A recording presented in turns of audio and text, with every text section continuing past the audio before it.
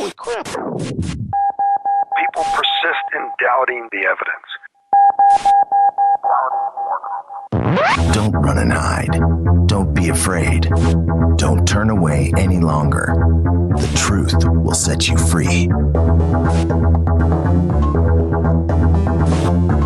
You're listening to Jimmy Church Fade to Black on the Dark Matter Radio Network. We're turning all of our antennas towards Jimmy Church on Dark Matter Radio. And now, your host, the captain of conspiracy, the prince of paranormal. This ain't your daddy's radio network show. This is Jimmy Church, Fade to Black.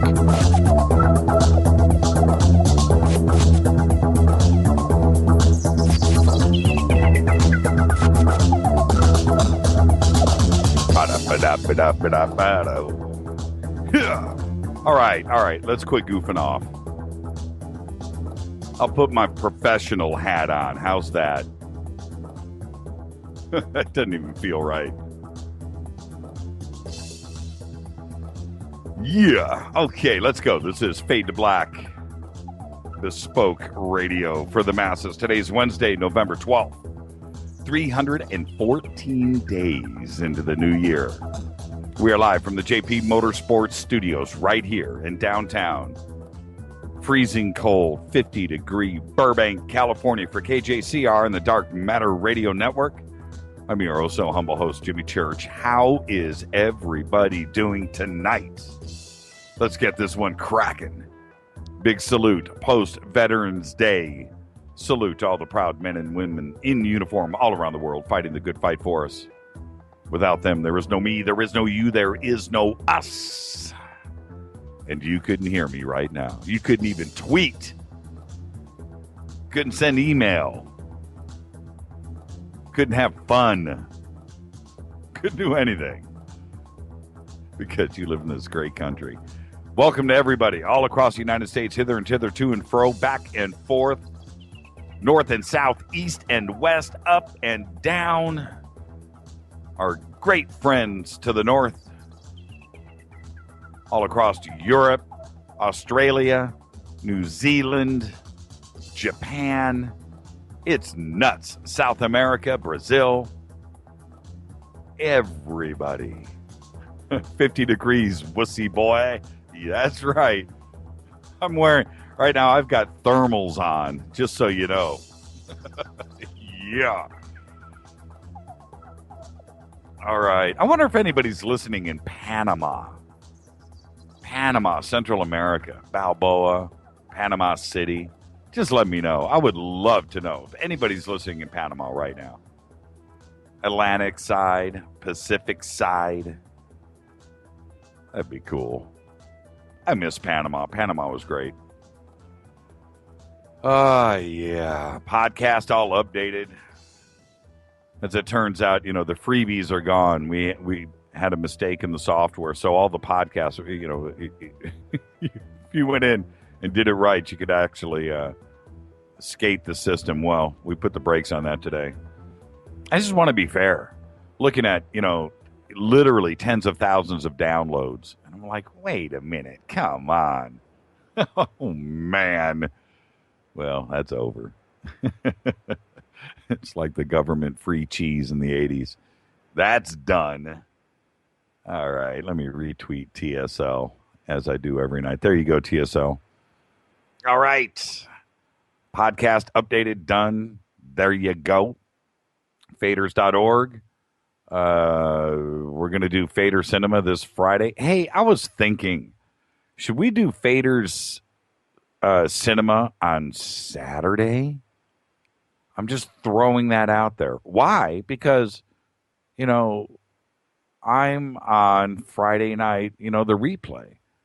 So shouldn't we just move everything to Saturday so we don't compete with ourselves? I'm just saying. Makes sense to me. Maybe do it Saturday, maybe Sunday. I'm just saying. I'm thinking out loud here. All right, let's move on. Today, Neil Young is 69 years old. 69, Neil Young. And obviously, my favorite game in the world, Genius or Luckiest Man Alive.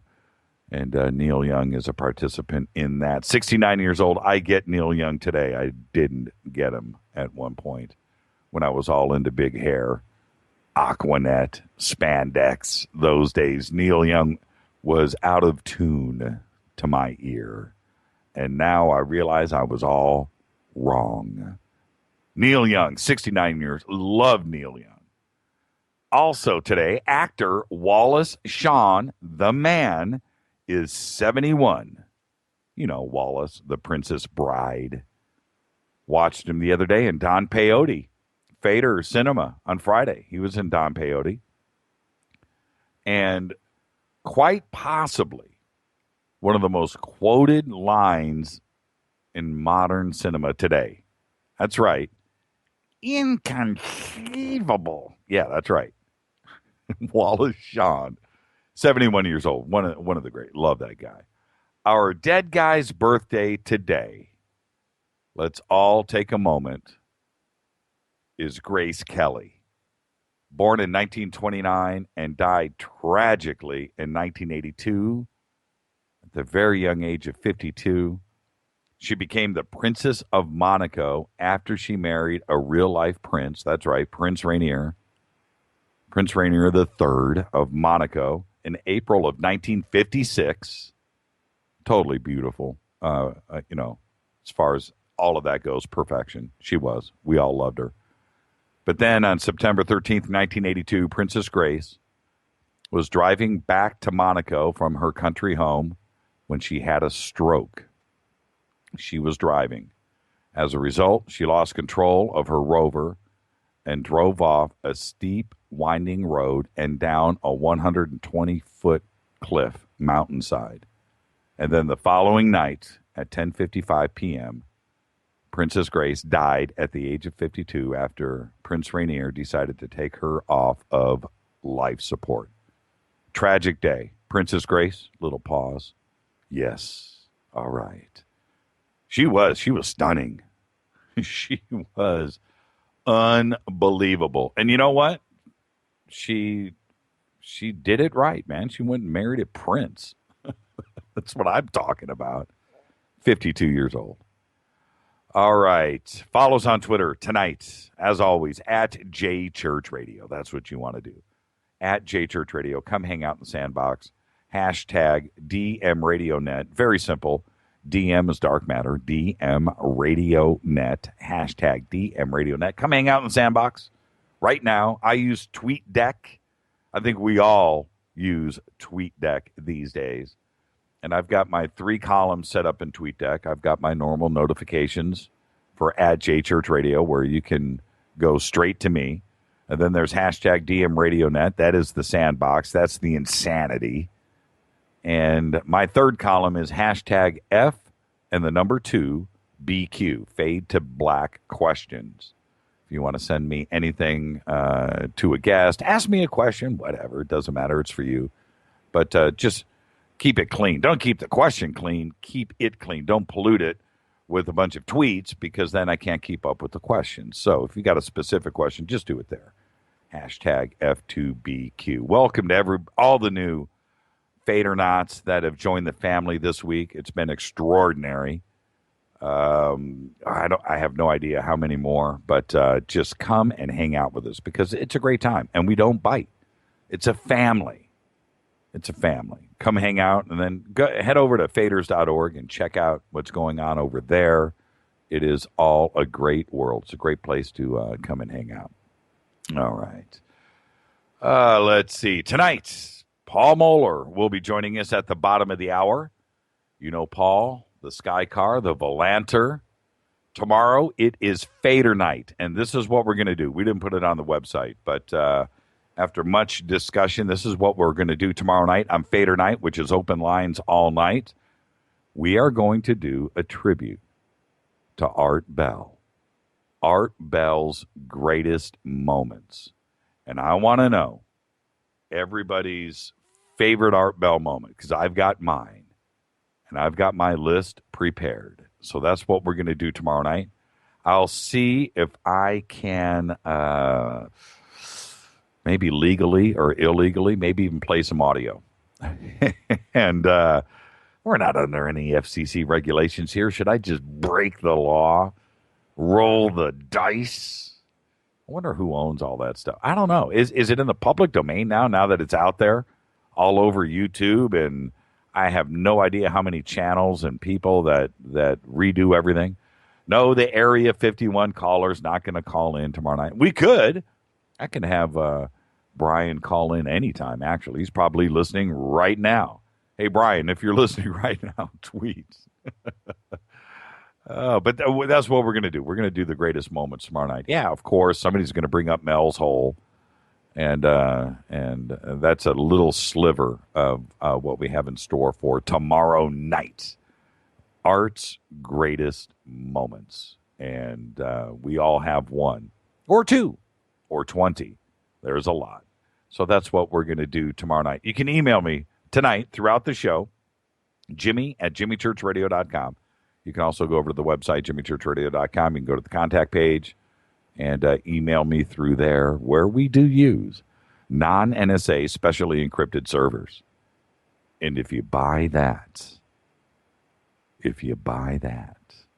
tonight, Paul Mohler.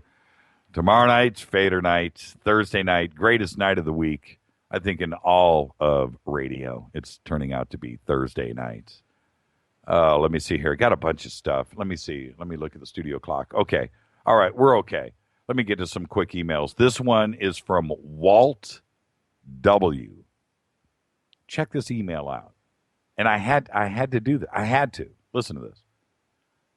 He says, and I'm quoting, I have yet to see anyone show a picture or photo of the alien that I saw. Have you ever seen an alien up close? Thanks, Walt. That was it. That's the email.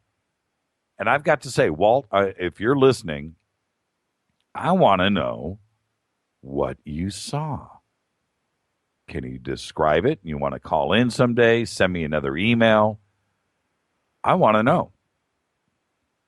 But that line, I have yet to see anyone show a picture or a photo of an alien that I saw, says it all, doesn't it? I want to know what Walt saw. So, Walt, write me back. There's more to this. Here's another email, this one from Phil, of which I got, dozens and dozens of. The accepted pronunciation of, are you ready? Diaspora, according to all the standard dictionaries, is either diaspora or diaspora. I'm just trying to help, Jimmy. I hope you're not offended. Let me just say this. In the heat of the moment of being on over a coast to coast, yeah, okay, after 4 hours on the show, I slipped up a few times. I just did. I will never. We all know how to say it. I had a brain fart. I don't even remember. Another email from Ben Miller. Thanks, Phil, for that. Ben Miller, as always, writes tonight. He says, good contrast between Jason Martell and Dr. Bolter on the Sitchin works.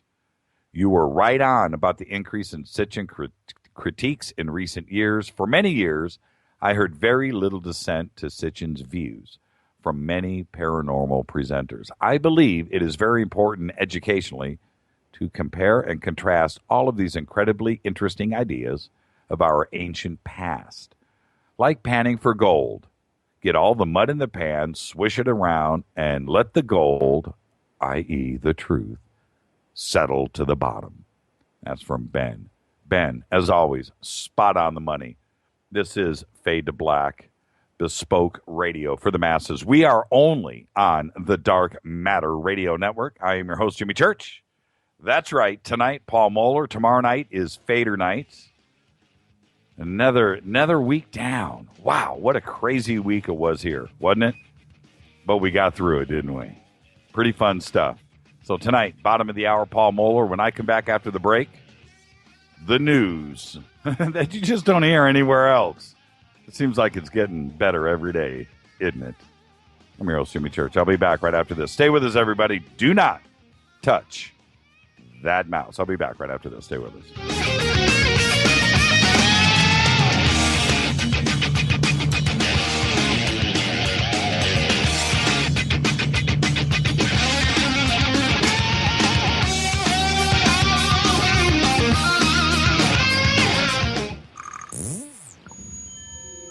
You're listening to Jimmy Church Fade to Black on the Dark Matter Radio Network.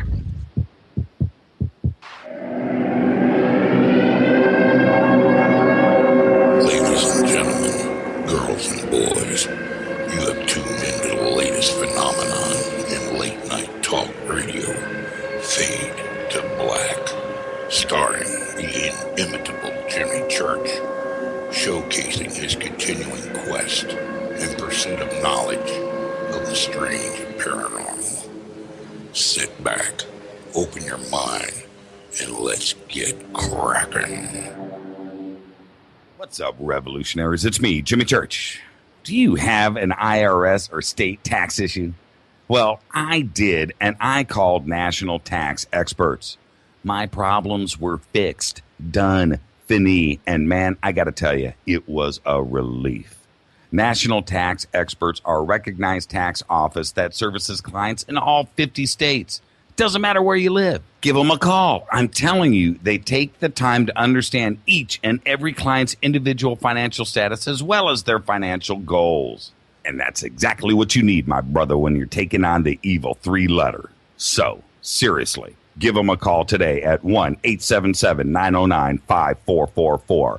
Again, 1-877-909-5444, or go check out their website, www.nattaxexperts.com. That's NATTAXEXPERTS.com. Tell them Jimmy sent you.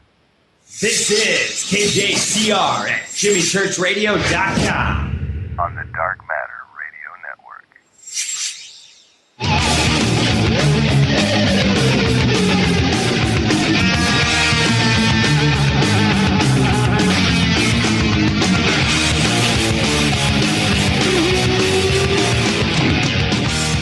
Welcome back, Fade to Black. Bespoke radio for the masses. We are only on the Dark Matter Radio Network. Where is G tonight? I see the LL Cool G. Yeah, it ain't right, is it? I feel empty. I feel alone. What happened to Ebola? What happened? I thought the world was coming to an end, didn't you?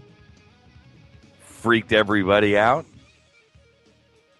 Right now, CNN, right now, these are the headlines. I'll keep doing this until they get the message. Don't do this to us again, please. Tonight, it's Syria's strategy review. That is, I'll be talking about that in a second. The Comet landing, sex crimes, Colorado pot sales, and sailors attacked. No Ebola. What? It's not even there. But today, sources say Obama seeks a review with focus now on al-Assad.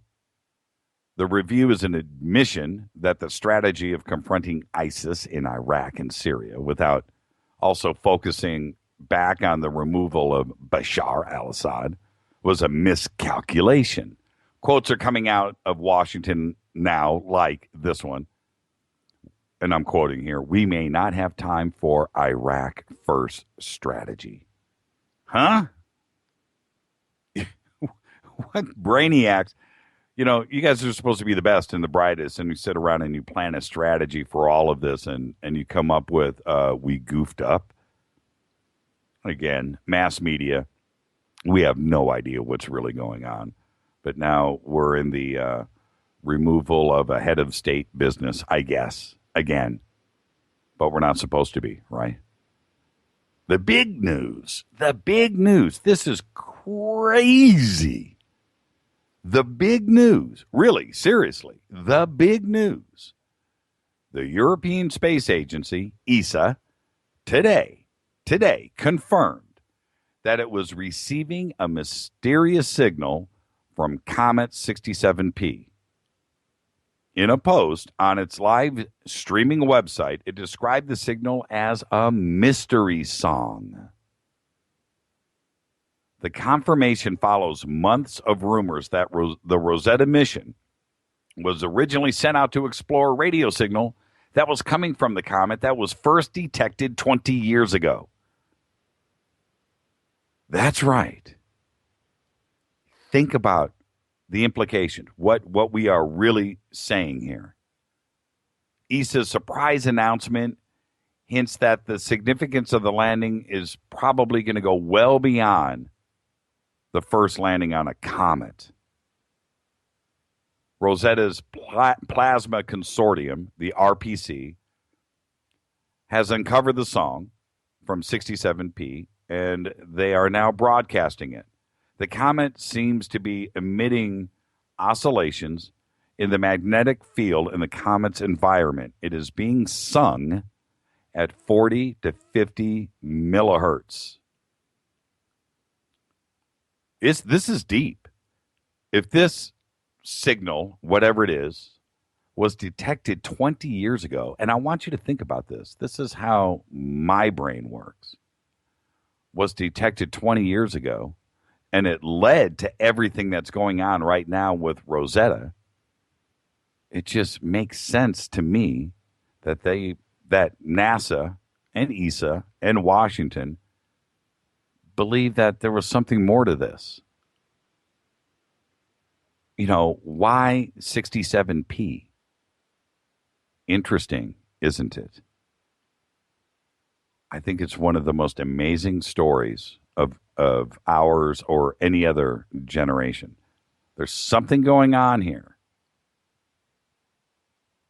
With all of my musician friends out there, I really, really, really want everybody to listen to this, process it, throw it in your software, and see what we got.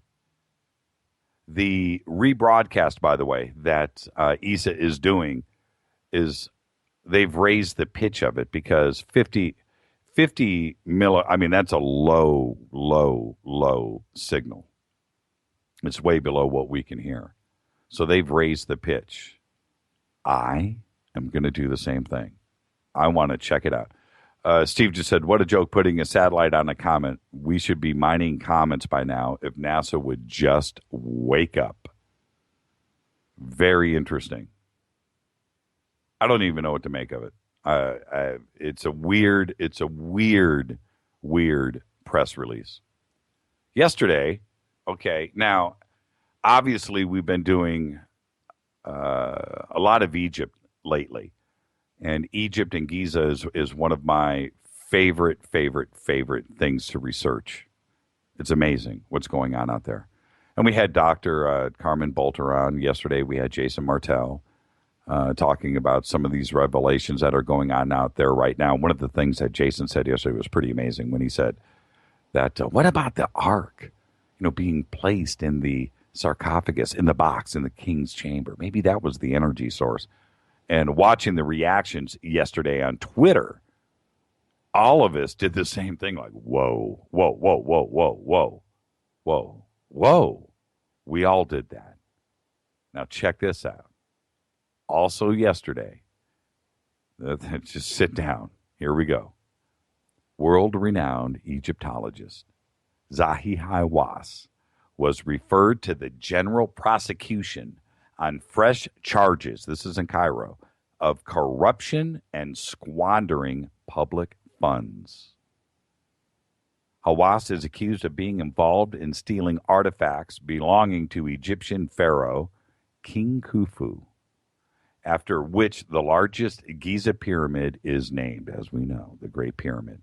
6 Egyptian employees and 3 German researchers have been sentenced to 5 years in prison with labor for seizing artifacts from the pyramid and smuggling them out of the country. According to the verdict, the Germans, who were sentenced in absentia had access to the artifacts in field work while trying to prove the largest pyramid wasn't actually built on the Khufu era. This is not the first time, though, that Hawass has been accused of this. He has been cleared of charges before, but now we have people sentenced. This is insane, and it's not going to end, and we will follow this story. Also, over now, this is something that we have been following, talked about a lot here on the show, but apparently this is the moment that archaeologists and history buffs around the world, like myself, have been waiting for. After months, and we've been following this story of excavations within the 4th century BC tomb in northern Greece that was discovered, the bottom line is it hit the news about 2 months ago.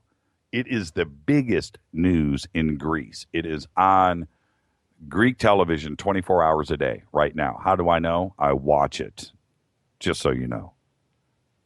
Now, the speculations regarding its owner, the human remains, have finally been discovered within the sarcophagus in a secret vault. Now, they've been talking about this vault, which is called the underneath the 3rd chamber in the tomb. The vault was discovered earlier this month when archaeologists finished clearing away the debris from the floor of the 3rd chamber. You can jump on the net and look at all of these pictures. The vault measures 4 by 2.1 meters and was sealed with limestone. But now they found remains. And it looks like the remains, the speculation as it stands today, are you ready? That it could be Alexander the Great's mom. That's right, Olympias. Now, how crazy is this? To have something happen like this in our lifetime is extraordinary. And this news report follows what's going on with Rosetta. Crazy news week. And this stuff right now, right now, on CNN, they would rather talk about, let me go back, Colorado pot sales. That's what they would rather talk about. There is great stuff going on right now with humanity, with us, with me, you, all of us. And nobody wants to talk about it. I don't get it. But you know what? That's what this show's about. I will be here. I've got your back.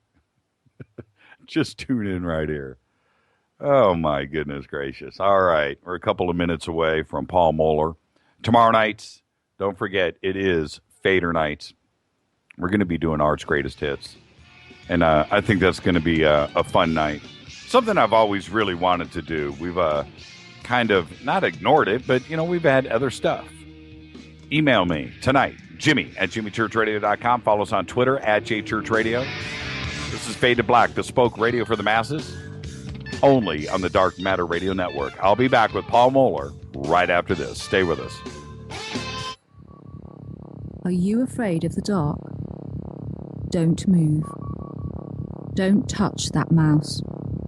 You are listening to Fade to Black, bespoke radio for the masses, on jimmychurchradio.com.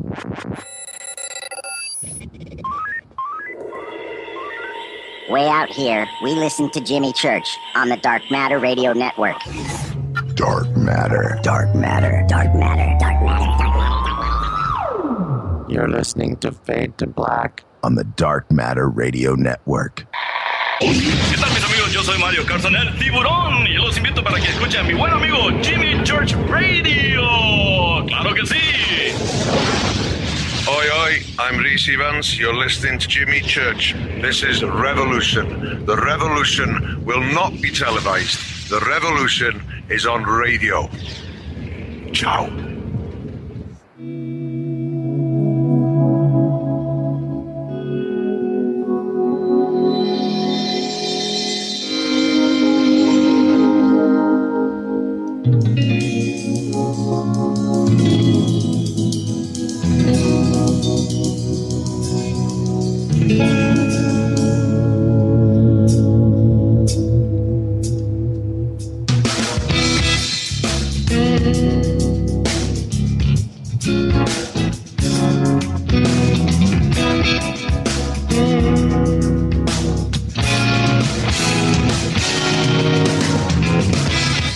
All right, everybody, welcome back. Fade to Black, bespoke radio for the masses, only on the Dark Matter Radio Network. I'm your host, Jimmy Church. Colorado pot sales. That's bigger news than radio signals coming off of a comet that we just landed on? I don't think so.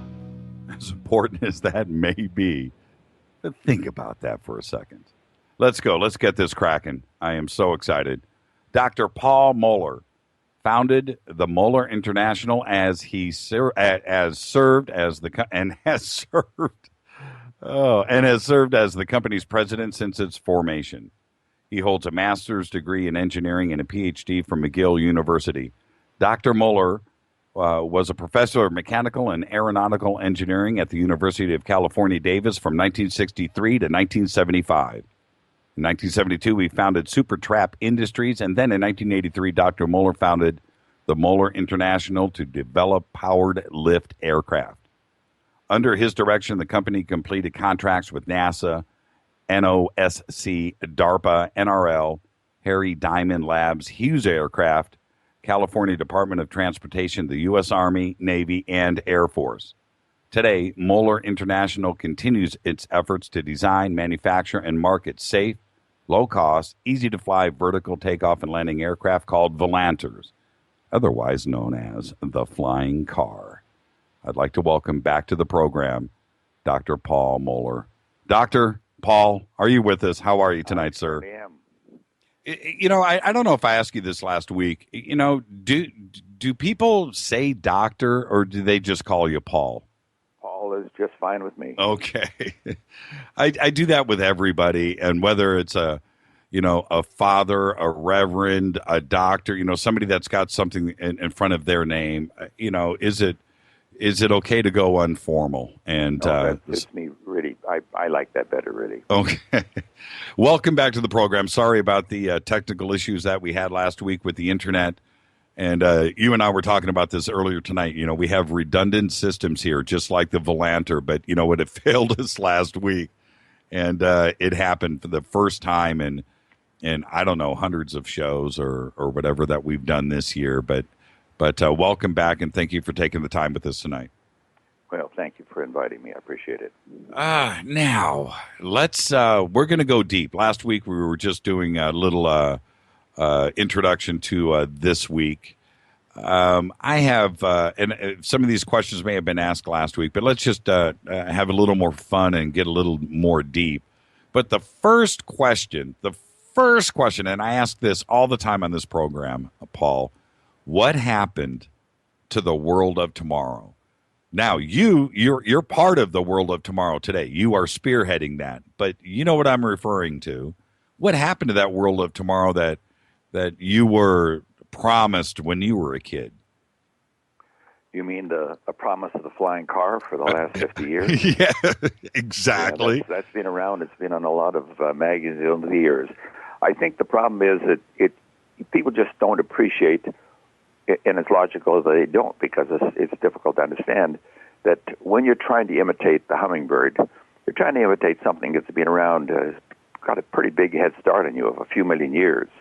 And the hummingbird is unique. It's unique for a reason. It can convert energy very efficiently, and it's extremely light. It's there's hummingbirds that weigh the weight of a penny, so they have these incredibly light birds that can generate a huge amount of energy. And that's really the problem that we had for some time, was how to build a structure very light, which is now solved through things like carbon fiber.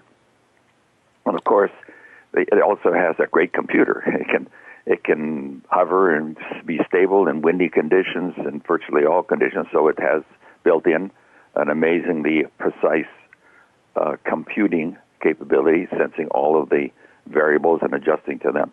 And finally, what it has is an extremely powerful engine, basically making it all happen. And those were missing.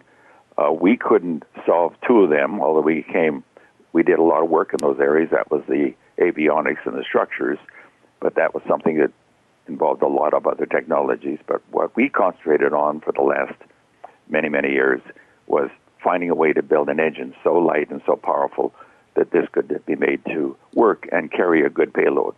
When what year did you graduate high school?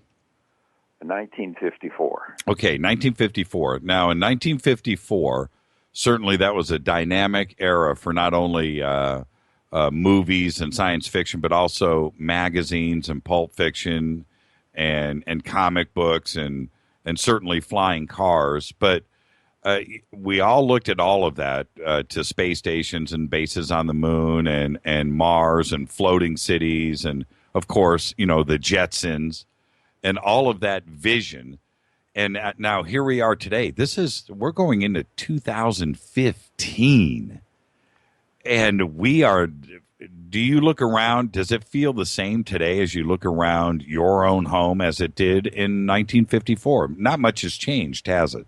No, it really hasn't. I mean, for me, I know that the world has changed probably more than a lot of people do. Of course, they do through their electronics, their handheld telephones, and the capabilities of that. They get all these elements, but they don't understand that same thing that makes a telephone work so well is the same thing that makes a sky car work.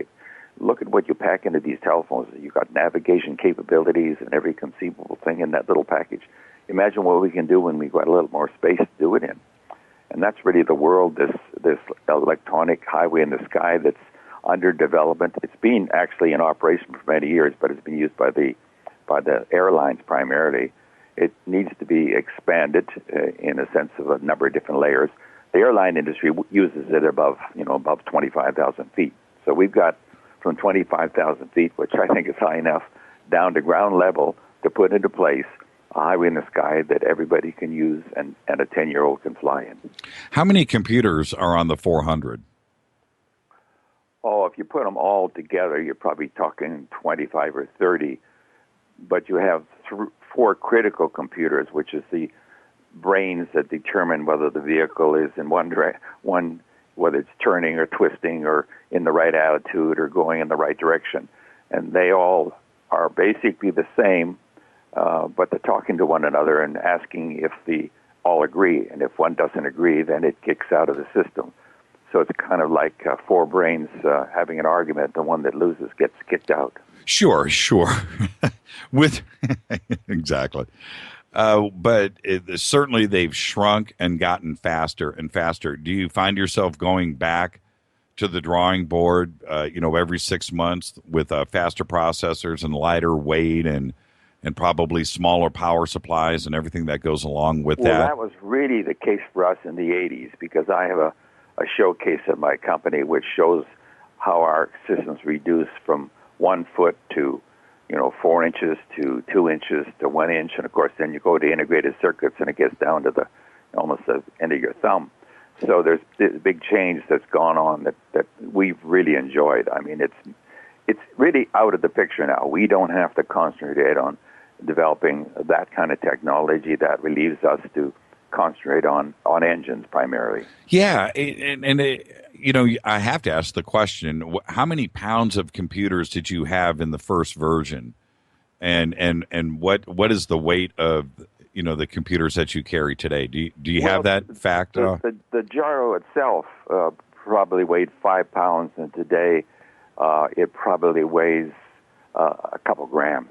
Oh, really? It's all solid circuitry today. You can have laser gyros that are tiny as can be and extremely capable. So it's unbelievable. And you save power, and you save weight, and you save volume, all which costs you power in the aircraft through the engines. So anytime you take a pound out of any device, then you've saved a lot more than a pound by reducing engine size and other things. Yeah, and when I've followed your videos over the years, and I've watched what's been going on behind the backs or in the back of the front seats. Well, actually, there's only 2 seats, but what's going on? It's a 4-seater. So yes.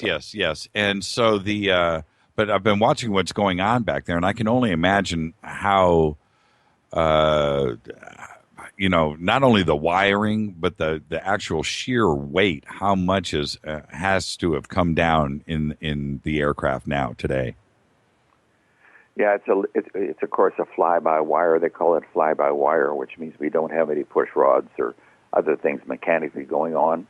And while people might think that's scary because it's wires, The fact is you have this redundancy. So, and you're always aware of the condition. You're always aware of the system's working well, and you're given lots of warnings. You know, one computer goes out, you might keep flying. Second computer goes out, you better land, or you deserve the consequences. Now, here's the big question for everybody. How is everything with all the test flights right now with the Skycar, the 200 and the 400, everything has been by tether? Or has the 400... We've done a lot of flying off the tether at not particularly high heights, but once you get up to a high height, and particularly when you had the press around, because that's the time, of course, you want the exposure, but it's also the time that if something goes wrong, it's going to be the wrong kind of exposure. And you're going to, potentially kill someone, and you're certainly going to wipe out the aircraft, and I would say you would wipe out the company, because we're not such a solid financial company that we can do like the Air Force and build a second vehicle and find another pilot. Sure. So they talk about test pilots being a risky occupation, but a vertical takeoff aircraft test pilot is even more risky, because he has to operate, in theory, in the past, certainly for a helicopter, in the so-called dead man's corridor between ground level and 200 feet, where if the engine fails, he's definitely going to die. We get past that, of course, by using many engines so that we can have an engine fail. We can even have two engines fail as long as they're not right next door to each other, and continue to fly. So take us through, so you've done stuff without the tether. How high and how far, and what have you been doing with that in actual flight? Well, we're limited somewhat by the FAA in terms of what we can do before we reach certain levels of operations. There's limits to where you can fly, and there's certainly far greater limits when you have an experimental aircraft. But we have most of our high-speed flights, which we really not done any really high-speed flights of a full-size vehicle, but all of the testing of what the high-speed flight would seem to perform like has been done in our wind tunnel. We have a fairly substantial wind tunnel, and we can do a lot of things today with computer-aided design, which is wonderful opportunity to cover a lot of ground for a lot less money. But we mostly fly within certain proven areas, so we can not go beyond half a mile and get up to the speed that one would be allowed to do within that environment. Well, can you describe what those flights are like? Yeah, I relish the opportunity to do that, because when people ask me that, I always harken back to the helicopter, where if you ride in your first helicopter ride, it's pretty exciting. But if you really think about it, there's a lot of vibration. And in particular, you feel like you're being pulled up from above, which you are, of course. In the Skycar or the Volanter, in the general terminology, you are, first off, there's no vibration, because the rotary engine is like a turbine engine. It has no vibration, which is great. So it's a wonderful sensation to be free from that. And then secondly, you're being pushed up from below. So it really feels, when you're sitting there, it really feels like you're on a magic carpet. And that sensation it's hard to describe, because it is extremely different from even the exciting venture of going on a helicopter. And so are you like taking laps? I'm picturing what you're describing here, about a half mile out. So you're going out, maybe taking a loop and coming back, and yeah, how? We're not moving at high speed, because we prefer to do as much of that in the wind tunnel as we can, and then there will be a point reached where we reach a level of comfort between the two. At some point, ideally, we'll either do the flying tethered to a helicopter just during the test flight program, or we will do the full-size vehicle in one of the big wind tunnels like NASA. But it's it will become a much more expensive program towards the end when you start getting into transition, even though it's quite conventional in that mode. I mean, it flies like a regular airplane. It's just a new area. How high? I'm going to drill you on this, because I'm picturing myself right now sitting in the Volanter and flying it myself. And so I just want you to describe this to me. How high have you gone now without a tether? Oh, I would say without a tether, we've never gone much higher than about 30 feet. Oh, that's high enough. That's high enough. Okay. It's high enough to know that if things go wrong, the consequences could be uncomfortable, let's put it that way. Yeah, totally. What's the longest untethered flight, continuous, that you have done? Oh, we did one. Actually, the longest untethered flight we did was remotely, where we didn't have a pilot on board. Because, again, we felt a little bit more comfortable, and so that was probably about a half an hour test flight where the plane was controlled remotely. When I'm on board, or anybody's on board, we try to keep the flights really low because we want to get the maximum data. We've got computers and 3 or 4 people manning data acquisition, and we want to get that data. And once we've got that data, we want to bring it back down again, because at this point we can't really enjoy this as much as we would like. There's just too much at risk, and so we do the test flight, we collect the data, then we go back and spend the next 2 months analyzing the data. How many 400s have you built so far? Is it just one, or do you have more than one? Just one 400. We've got about 3 of the New Eras under New Era 200 under construction, and we have one Firefly under construction, and of course we've got the M200 as a demonstration form, but we're not going to fly that. We're actually building a new version of that would be satisfying the FAA's weight limits.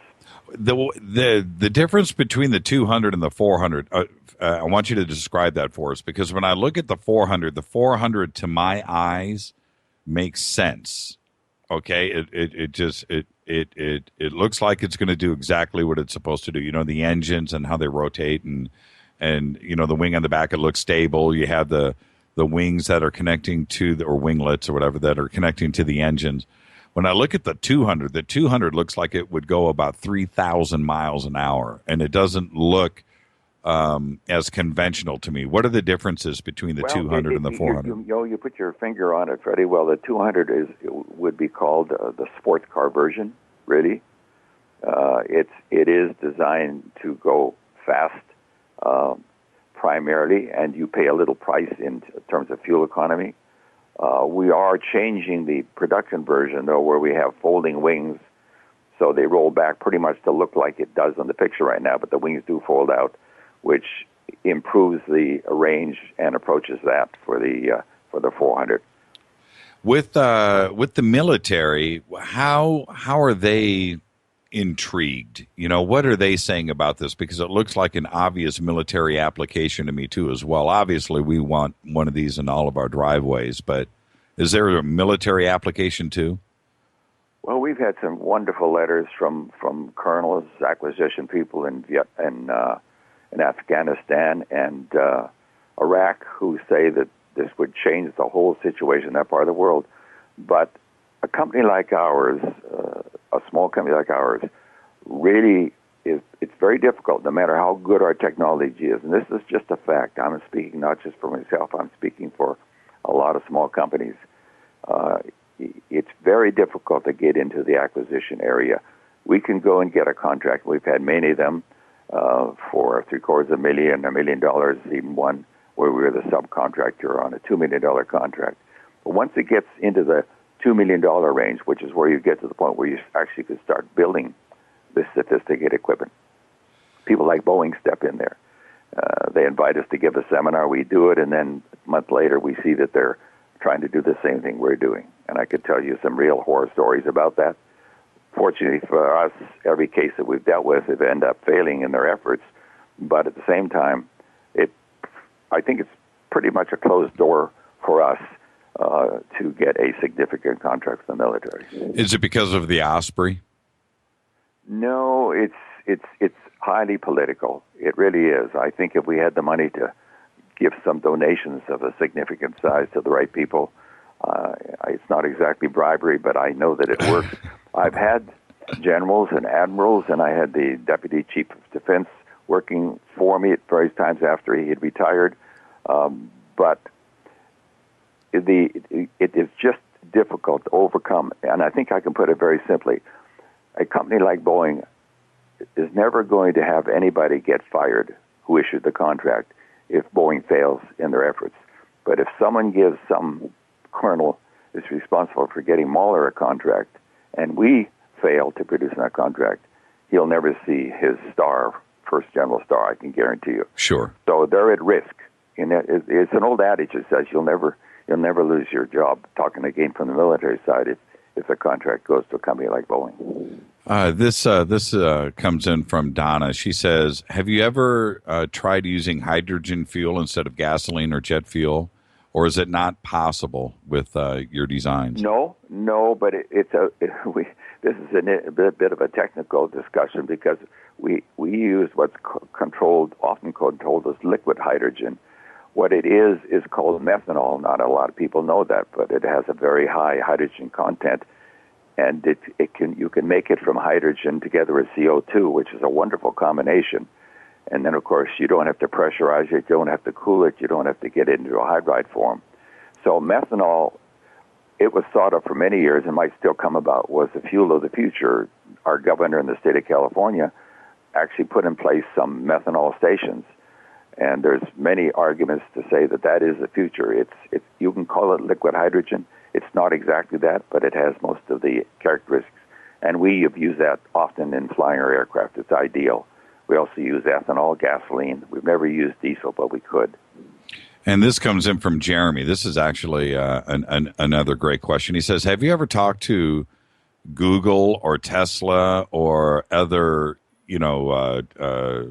fringe car designers and makers about partnering up with Moller? Well, we would love to just try to get through the front door. We've sent out an invitation to make a presentation to, I think, every venture capitalist in California, and some of them politely declined, but most of them didn't even respond. And the interesting thing about Google is Larry Page attended one of my conferences when I was invited to give a fairly major talk at Stanford University, and he met me afterwards. We had a nice discussion.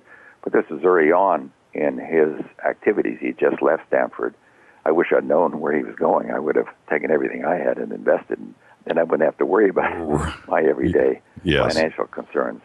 But getting back to Larry or anybody else in today's world is extremely difficult just to get a hearing. And it's true. A person like Elon Musk would be ideal. Of course, he's got many of his own things going.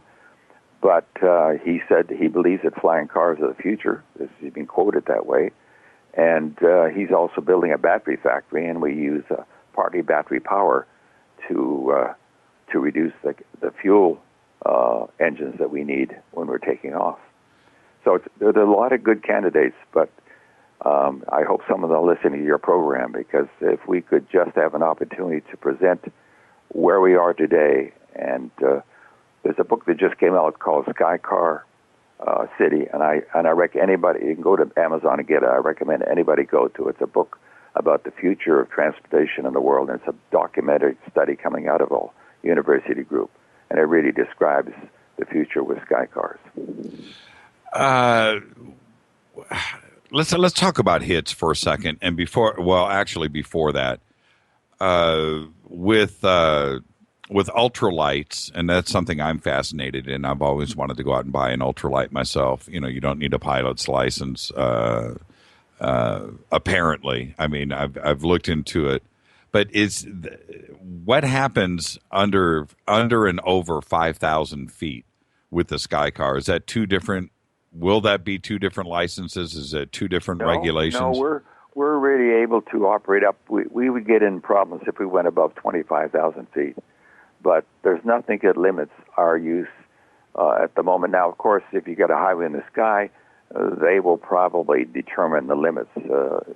Certainly unpressurized, you're probably not going to be allowed to go above 8,000 feet or 8,500 feet. Mm-hmm. But in time, because of the efficiency of flying high, because you can fly faster for the same amount of fuel burn, or same mileage, actually, a better way to put it, you always will go to the higher height to take advantage of that fact. That's an aerodynamic fact.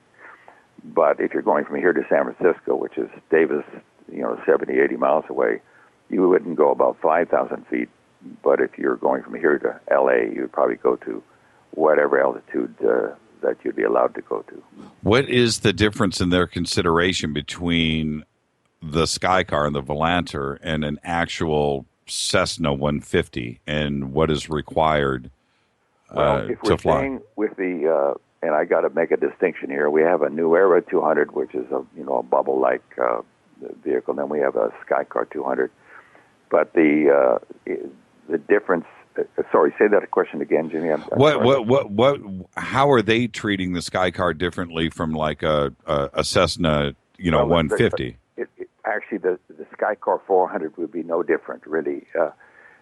It would have to satisfy two elements of the FAA, and that would be it would have to satisfy what's called a powered lift certification process, which is a process that's between aircraft and helicopters. But there is a powered lift. The V-22, for example, is a powered lift aircraft, and you'd have to satisfy that completely, and that's perhaps hundreds of millions of dollars if it weighs over 1,340 pounds, or some number that the FAA and I and my company will agree is a number to use as it's really a number you're trying to force the vehicle to be at with two passengers until it's proven. And then once it's proven, I would say 2 or 3 years from now, then I suspect that will be able to get away with a pilot certificate, especially if HITS is coming forward the highway in the sky.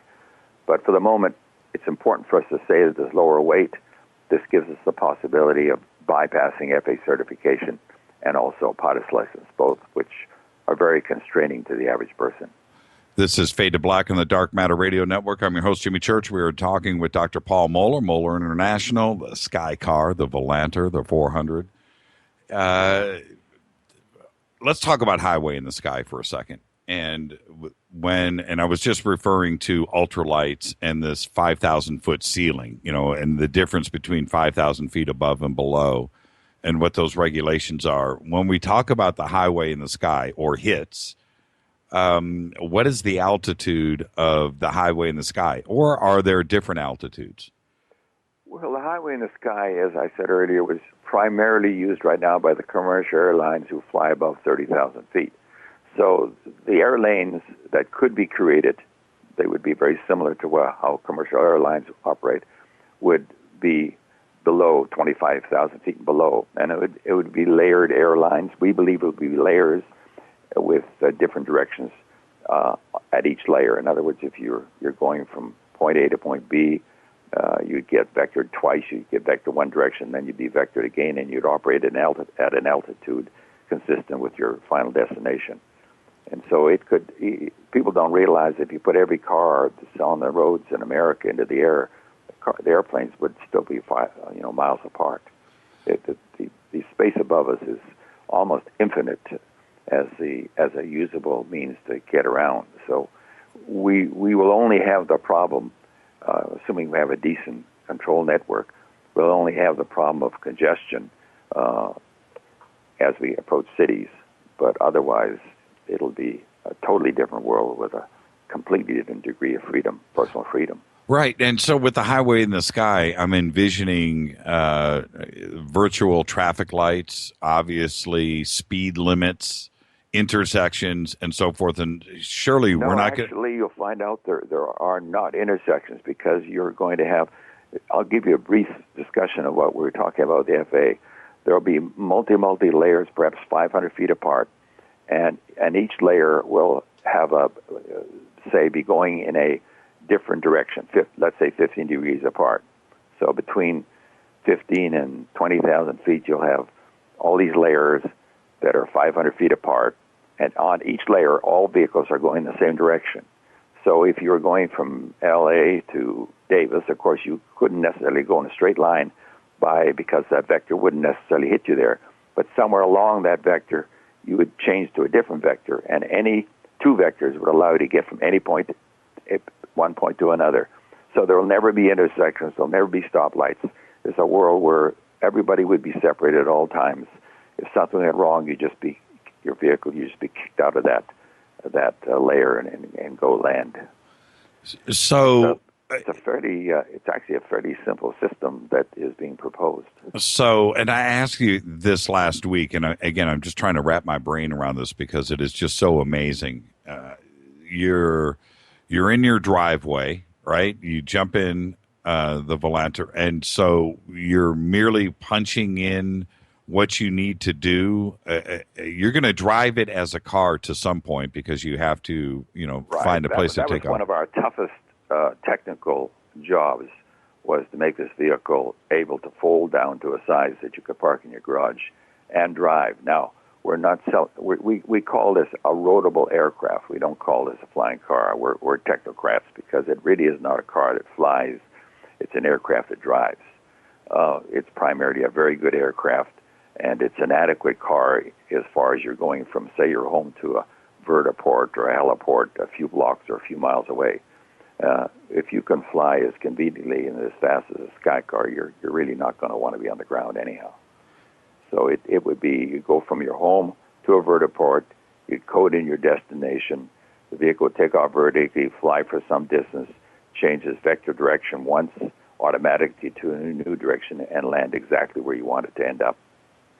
And could you break off the hits and just drive it, fly it manually? You could do that, but you would be, again, like everything else, you would have to exit in a prescribed way where you then would be like an off-road motorcycle guy or something like that, or off-road vehicle. And you would be confined, of course, to areas with extremely demanding conditions for the operation so that it didn't encroach on the controlled network. But that's not much different from today's world with automobiles and off-road vehicles, too. Sure. What about the highway patrol in the highway in the sky? How would that? I mean, theoretically, since you are not flying it, the only purpose that would be is probably as a rescue kind of operation, because you will not be allowed to take control of that vehicle except as authorized by some central control, and that will get you out of it. And I suppose to the extent that people might not obey the rules for that interchange between automated and not automated, you might need some kind of monitoring. But for the most part, the computers are going to be the policemen in the sky. They're going to know everything you do right and do wrong. I mean, there won't be a thing. If Google can drive a car on the streets, you can put an aircraft up there that knows every breath you take. Sure. And what about the other obvious questions? A DUI, driving the vehicle under... That's one of my favorite jokes, because what happens, a guy gets up there and he has been drinking. I guarantee you, no matter what happens, he may arrive at the wrong destination because he codes in the wrong numbers, but he's going to get there safely. Okay. All right. What about expired licenses or the other stuff, a broken tail light? And I'm not being facetious here. I'm being serious. I mean, how will all of that be regulated? Those things are important. Lights on the vehicle are part of it.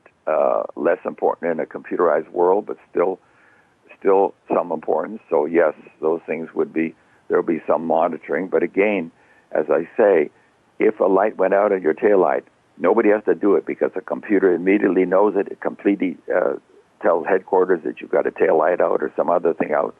The communication, again, is so capable that there's virtually nothing that can go on in that vehicle that won't be recorded. I mean, it is a world of recording everything, right? So right. It's not a big change. So you'll get your ticket after you land. You're not Exactly. necessarily going to be looking in your rear view. Oh man, I'm getting pulled over. Well, what'll happen is you get a light go out and you don't fix it, then you've got a problem. But you have plenty of notice to do that, and if they pick you up again for the same infraction, then you got a problem. That's so interesting because it's going to happen. I mean, obviously, if this much traffic is going on out there, they're going to deal with the same stuff that we deal with today with four wheels on the ground. Yeah, except with a really extremely monitored world, the freedom to do bad things is going to be greatly reduced. Let's see. Jimmy, ask him about aerodynamic stalls. Well, that's one of the nice things about the vehicle because there is no stall on a vertical takeoff aircraft. When we're flying up to 135 miles an hour, we're still being supported by vertical thrust to some degree. Of course, it transitions from complete vertical thrust at zero speed to no vertical thrust at 135 miles an hour. But there is no stall mode. You go from, as I said earlier, from 0 to 135 miles an hour in about 12 seconds. So you're not spending a lot of time in that region. And one of the beauties of this category we're trying to get certified in, or not certified but approved in, is the fact that we don't have a stall. And the stall is one of the tough requirements of the fixed-wing aircraft because, of course, the consequence. We don't have those consequences. What about birds? Well, that's a good point. We have dual fans in each duct, and we can lose one fan. And the fans so far have proven to be, they're solid carbon fiber. They've proven to be incredible. We had a screwdriver go through them and still took a neck out of the fans, but it didn't stop the operation. So I think aside from some Canadian snow goose that plugs the whole duct, we're probably pretty safe. I've often thought, why isn't there like chicken wire in front of all turbofans, to stop birds? Or is that something where it's interfering with at the speed they're going and the suction they're pulling? It would have to be a honeycomb section would be what I would imagine they would use, but it would be a really, really very strong, and it would probably knock the thrust down by about 10%. And in the aircraft business today, 10% is the difference between profit and loss. So it can't happen there. We've talked about in our case because it wouldn't be nearly as demanding, but until it's proven to be an issue, and I think we have a lot of things going for us that would make it less lighty. Certainly, we aren't going at 550 miles an hour. Typically, we're going somewhere between 200 and 300 miles an hour. So it's a little bit less of a problem, more chance for the bird to get out of the way. But again, I don't think we'll have a problem unless it's a pretty good-sized bird. Do you have an emergency parachute system, or is there an emergency system on board any of the aircraft? We have dual parachutes. You're not going to end up with a 100% intact vehicle because you're going to come down on the nose and it's going to crunch the nose back to some distance. But you are going to survive. And our view really at this time is that these parachutes are more of a psychological than a physiological necessity. Sure. Peace of mind. That's right. Okay. Now, take me back, if you would. Where did you come up with?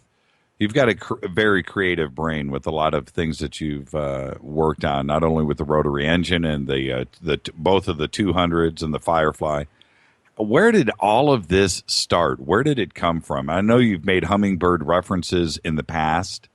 I think, I grew up on a farm, and that's an enormous advantage for someone who was mechanical. But not only was I mechanical, but I had the opportunity to build things from an early age. I had incredible parents that basically never, I don't recall them ever saying, you're too young to do that, or that's something you can't do. It was always sort of the assumption that you did it.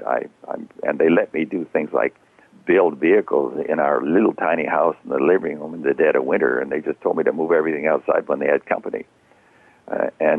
For example, I didn't have a drill, so I'd take steel rods and put them in the fire and get them red hot and drill my holes in the wood with the red hot rod, which would create a lot of smoke, which my parents put up with. So really, honestly, my parents were absolutely wonderful parents for the kind of person I was. And what were you saying when to come up with something like this? What was that magic moment? What was the aha moment where the Sky Car came into your brain? Well, I think, obviously I was somewhat influenced by the UFO era that was going around. So my vehicles at the beginning were all round. The XM2, XM3, XM4, and of course the new era all round vehicles. But round is not an ideal shape. It's an ideal shape for structural strength and lightweight. There's no question about it. It's absolutely our airframe for the new era 200 or the 200 new era and the Firefly. The airframe itself only weighs 75 pounds, and that's a package that can lift 1,200 pounds. So you can do things with that kind of structure that we were using. So that's how I started out, and then you realize, well, that's not a good shape to go fast. It's not a stable shape going fast, and so there's drawbacks to it, and that moved us from the round shape, which is still a great utilitarian and border patrol and rescue vehicle for the side of a high rise if there was a fire, but it's not something that's going to get you from point A to point B fast. When you were doing these early designs, certainly the Air Force was doing their own. They were trying to develop the same kind of craft, and probably did, and we don't know about it. But were you ever exposed to any of that? Did you go out and look at some of the developments, and did they ask you questions about your work? You wouldn't be allowed to see that, but I was very fortunate that at the age of 17, I was offered a job at the Defense Research Board in Canada, which was a high-profile, highly secret development center. And in that center, I had access to all of the work that Avrocar in Canada, Avrocar in Toronto, where they're building a flying saucer-looking vehicle called the Avrocar. Right. Many people who are in this might know about that. Mm-hmm. And so I was able to learn a great deal about that vehicle. And actually, my first XM2 used a lot of the elements that I had picked up from that program. So I was quite fortunate to have access to that information. Do you think any of the sightings that were going down in the 50s and the 60s because of the Avrocar and possibly some of your work too, do you think any of that was actually the Air Force's experimental aircraft? Do you think they ever got them up that high and that fast that we would have mistaken those? It's funny. I have been blamed for some of those sightings. I was blamed for one lady called up one day and was very irate because she said I just flew by her house and knocked all the shingles off her roof. And, of course, I had not done anything of that sort. My vehicle wouldn't do that in any case because it's not like that. So God knows what happened to her house. But certainly the sightings of UFOs should be giving a lot of serious thought. There's plenty of solid evidence that there's something going on. And, yes, there's stuff going on secretly within the Air Force, but I'm far more aware of that. And I can assure you, for the most part, the technology seems to be from another source. This, I just got a tweet from TalkStream Live, and will the car be certified for flight into known icing conditions? That's a great question. Yes, it is, and certainly we can make it that way. It wouldn't be the first vehicles because there's enough of a market in the world, including places like the Middle East and other places where icing is not likely, that we're not concerned with that possibility. But obviously, at some point, not under the first certification or not under the first approval process, that is not required. For example, under the LSA category for light planes, they don't have any anti-icing requirement. But if you're going to go through higher altitudes and certain speeds and conditions, at some point you'd have to deal with that. But our wings are very small.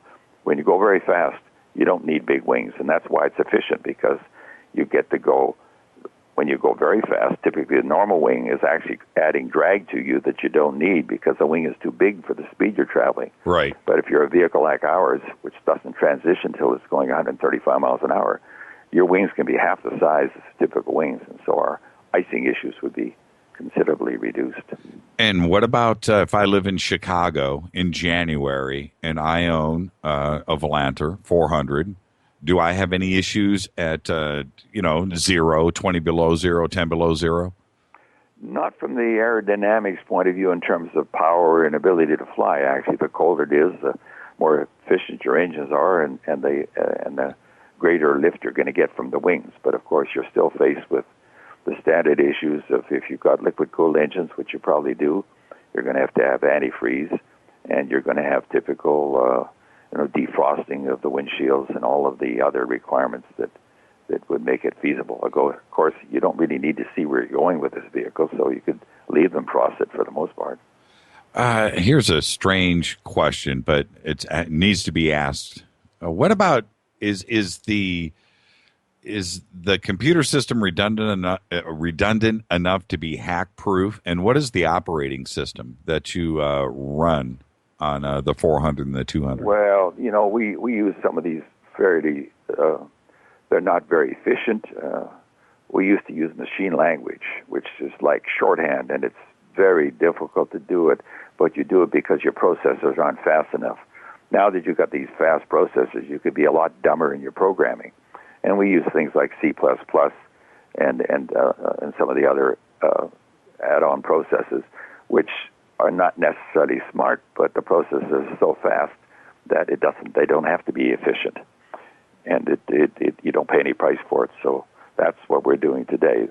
Yes, I can't say that it could not be hacked, but again, if you use, one of the suggestions is that all four computers should be programmed by different programmers, and so if you went into hacking it, you would be unlikely to hack all four computers if you set it up properly. But there's no guarantees, of course. I asked you this last week, but we need to ask it again. What's the range, and how much fuel are you actually carrying on board? Well, we're carrying about 40 gallons of fuel in the M400, which provides a significant amount of reserve because, of course, you can, as you I think said earlier, you really can't run out of fuel in this kind of vehicle. So you've got that fairly large reserve. On the 200, you have less than half that. Your weight, you're constrained by weight. So the range of the 200 is potentially 500 miles. The range of the 400 is 750 miles. Certainly not long range. That wouldn't be practical with a vertical takeoff aircraft, but close to double the range of a light helicopter. Is there a way to extend the range? Is there a way to go from L.A. to New York nonstop, which is what everybody's going to ask for? Yes, you could do that, but it would be your four-passenger vehicle would become a one-passenger vehicle. You just have to carry enough fuel to do that. And there's not a rational reason to go that way because you can land anywhere at any gas station along the road, and fill up just like you fill up an automobile. So you don't have that airfield constraint. So you could go coast to coast with 3 stops, which wouldn't be that complicated. Yeah, what is the fuel that you're using? These are rotary engines. Is this just the gas that you would use at any gas station? That would be the number one choice for most people just because of the convenience. Our recommendation would be use ethanol. There's a number of reasons why you do that. The range gets reduced somewhat, but at the same time, you get far less emissions and you get a much safer fire hazard with that kind of fuel. So there's a trade-off there. We like ethanol. We think it's a choice, but I think even a better fuel would be methanol, except it's not so easily available. So just standard pump gasoline, though? Exactly. In fact, the lowest octane you could find, because the engines run particularly well, the lower the octane up to a point. And okay, now what about test drivers, test vehicles? How would somebody? You're going to have to go into that phase, just like General Motors or Ford or anybody else that's developing cars. You know, you have test vehicles out there, and you start to go into that side of the program. How would somebody sign up for that? And I would think the line would be very long. Well, it is one of our plans to build a number of vehicles and bring them out as they did in the original airplanes and show them and give people rides and display the capability, because a vertical takeoff aircraft like we have here and like the jump jet Harrier that you may have heard of that was built in England and we copied it here in the United States, you know, a plane that can go 500 miles and then can stop and back up was a extremely powerful weapon in the Falkland Island War. In fact, as they were chasing or being chased in these vertical takeoff aircraft, they used to drop down a bit, put on the brakes and stop, and the next second they were behind the other aircraft. So there's the maneuverability, the capability. If you want to know what it is, I think you just look at the Hummingbird. It's strange. These questions just came in at the same time, but they're thinking about it. Are the windows open? Can you open the windows? I would not recommend that at 300 miles an hour. I did. I flew in a private aircraft a couple of months ago and went out and flew out over the Pacific, and came back, and the canopy slid back. It was, the wings were low, not high. It wasn't a high wing craft. It was a low wing, and so the canopy slid back. And I slid back the canopy at one point, about 4 inches into this lock position. I had no idea there was that kind of wind outside, and we were probably doing 100, 150 miles an hour at that point. Right. Yeah, depending on the plane, I'd be surprised if you're doing 150 unless it's high performance. It probably is more like 100. Yeah, exactly. I was shocked at about with how much. Because I stuck my hand out. I did. Oh, boy. And I was like, whoa. Let's close this thing right back up. There is no reason to open this up again. My bad. Yeah, the windows really they cannot be opened in this vehicle. The doors open in a way that they're safe so that they can't, be caught by the wind. But, you wouldn't want to have that happen. It could actually be quite dangerous. Describe that to me. How for everybody? How do the doors open? How do they lock? How do you? Well, they do pretty much like your doors on. They look just like the doors on your automobile. Actually, of course, the windows are all flush to the outside because you can't have any aerodynamic disturbance. So there's a lot of things that are continuous lines without any special scoops for aesthetics or things like that. It's as clean as it can be because any protuberance, you can't have rear view mirrors. A rear view mirror would slow the vehicle down by probably 10 miles an hour because you need to, at that kind of speed, you need to have a very, very, very clean design. This comes in from Jeremy. He says, here is the real question, Jimmy. 13 years ago, Moller was a year or two away. Where are we today? Well, 13 years ago, we had an engine that was producing 1.5 horsepower per pound. And we were proud because that was the most horsepower that it was producing in a four-stroke engine at that time. Now, I wouldn't say it was 13 years, but it might be close to that. We have now got an engine that produces twice the power and the same weight. And that made the difference between a vehicle, a four-passenger vehicle that could carry one passenger, to now having a four-passenger vehicle that could carry four people. So we haven't been standing still. We've put our efforts into the engine because of the importance.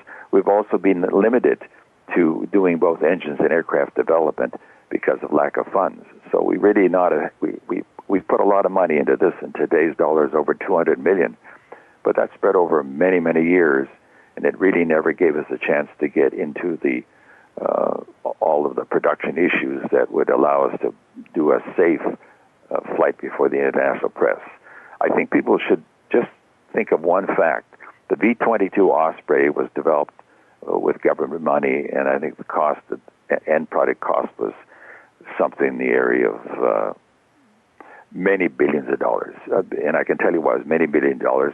It cost them $100 million. It cost them over $3 million to develop just one gearbox for that. And so this technology needs to be done right. It's expensive, and it's been very, very difficult to fund it with a company like ours who, has this demand for the vehicle from the military, but doesn't have any of the military interest in destroying their future career. If we took the money side of it out of the picture, how close, for real, how close are you to making this happen? And is it the highway in the sky also that would stop this from moving forward? No, I think there's enough vehicles out there that this would be purchased just like you buy a LSA light plane today. Right. It wouldn't be in every car, every garage, and it certainly wouldn't be bought by many people. But we have a large country and we have a large world, and so we can sell as many aircraft as we build without hits. The issue for the listener is they want that hits because that makes it possible for everybody to have one of these and be able to use it safely. But from a business point of view, as a company, we've got enough sales already in the books with deposits that we don't have any problem selling the aircraft. We certainly have had problems and continue to have problems finding a partner, an appropriate partner to help us move to the next stage in a quick way. We'll get there, but we're bootstrapping it, and we've been bootstrapping it for many years, and that certainly has slowed us down. And so, like I said, if you took money out of the picture, right? Money was there. If you gave me a relatively small amount of money, say $5 million tomorrow, I will have vehicles available on the market next year, absolutely guaranteed. Now, they're going to be limited numbers, and they're going to be either the Firefly or and I'm saying that because we're going to be building all three, the Firefly or the new Aero 200 or the Skycar 200. It would not be the 400, although the 400 could be sold even next year to the military. But from the commercial market, it would be one of the two-passenger vehicles for at least the next 3 years. For a guy like Elon, that's just, Richard Branson, that's just, it's just another check that they cut every single. Right. But you still, so it's ironic. I had contact with some people that were, second in charge with Richard Branson. And when Richard Branson, and we talked to him, we wrote letters back and forth, we met at meetings, they seemed to be very excited. But they always came forward with the fact, well, they have their own projects at the moment. But when Richard Branson opened up his television station in Europe, which was a big, big thing, as you may know, I mean, he's one of the major broadcasting organizations, they called me up and did their very best to get me to come over there and promote my Skycar as part of the kickoff ceremonies. But I could still never get him to invest, or never got to the point of actually talking to Richard Branson or Elon Musk or Steve Jobs or many of the other people that I know, if they saw what we did, would probably be interested in this just because of the fantasy of it. Yeah, absolutely. Now, what about if I'm going to choose to drive this as a car? Like I'm just going to buzz down the street to pick up some groceries. Is it efficient at that point? And what kind of tires are we? I wouldn't recommend it to be used that way. It's first off, it's the size of a large car, and you would cause so much of a uproar as you went down the street, and people would be, cars would be stopping, and you'd be worried about running into them and everything else. If we even show this vehicle on the back of a truck, it's unbelievable the immediate response from places that we can't imagine they even know that we are around. So the wheels themselves are freewheeling. They're not freewheeling, but they're small wheels. They wouldn't be ideal to drop into a big pothole, for example. Sure. You have to think of it as an airplane to some degree taxiing on an airport, except we don't have the wings, so we can go down the highway without worrying about that. But this is not something you would ever be allowed to take out on the freeway. I'm sorry to disappoint anybody that would imagine that. Have you thought about Kickstarter? We did a program under Indiegogo, and I think the problem is we're a public company, and it was very difficult for us to engender that initial excitement that goes with some product that has never really been seen before, that somebody's coming forward with. People were familiar with our product, and so I think they were in a kind of wait-and-see mode. So we weren't very successful in our effort. I don't think we did a good job. We were pretty early on in the program, but we spent an awful lot of money providing the gifts that we promised, a lot more than we imagined in the process. So we learned a good lesson there. I don't think this is appropriate for Kickstarter. We need a lot more money to typical Kickstarters. They'll raise $100,000 or something, and we're looking at something that needs to be in the area more like $5 million. Sure. If anybody was interested in investing into the company or the work that you're doing, how would they go about that? Would they do it straight through the website, Mohler.com? Yeah, I think the best way would be to just, and by the way, I might point out to the listeners that, our stock was at one time $8.25 a share, and because of this delays in the press flight, not in the flights in general, but the press flight is all that counts for most people out there where they can actually see it untethered, our stock dropped to 1/100th of that. So if we do anything positive in the next year, which we certainly believe we will, there's a good chance that somebody could make 100 times their money. But that's me talking. So keep in mind that anything I say is coming from an optimist.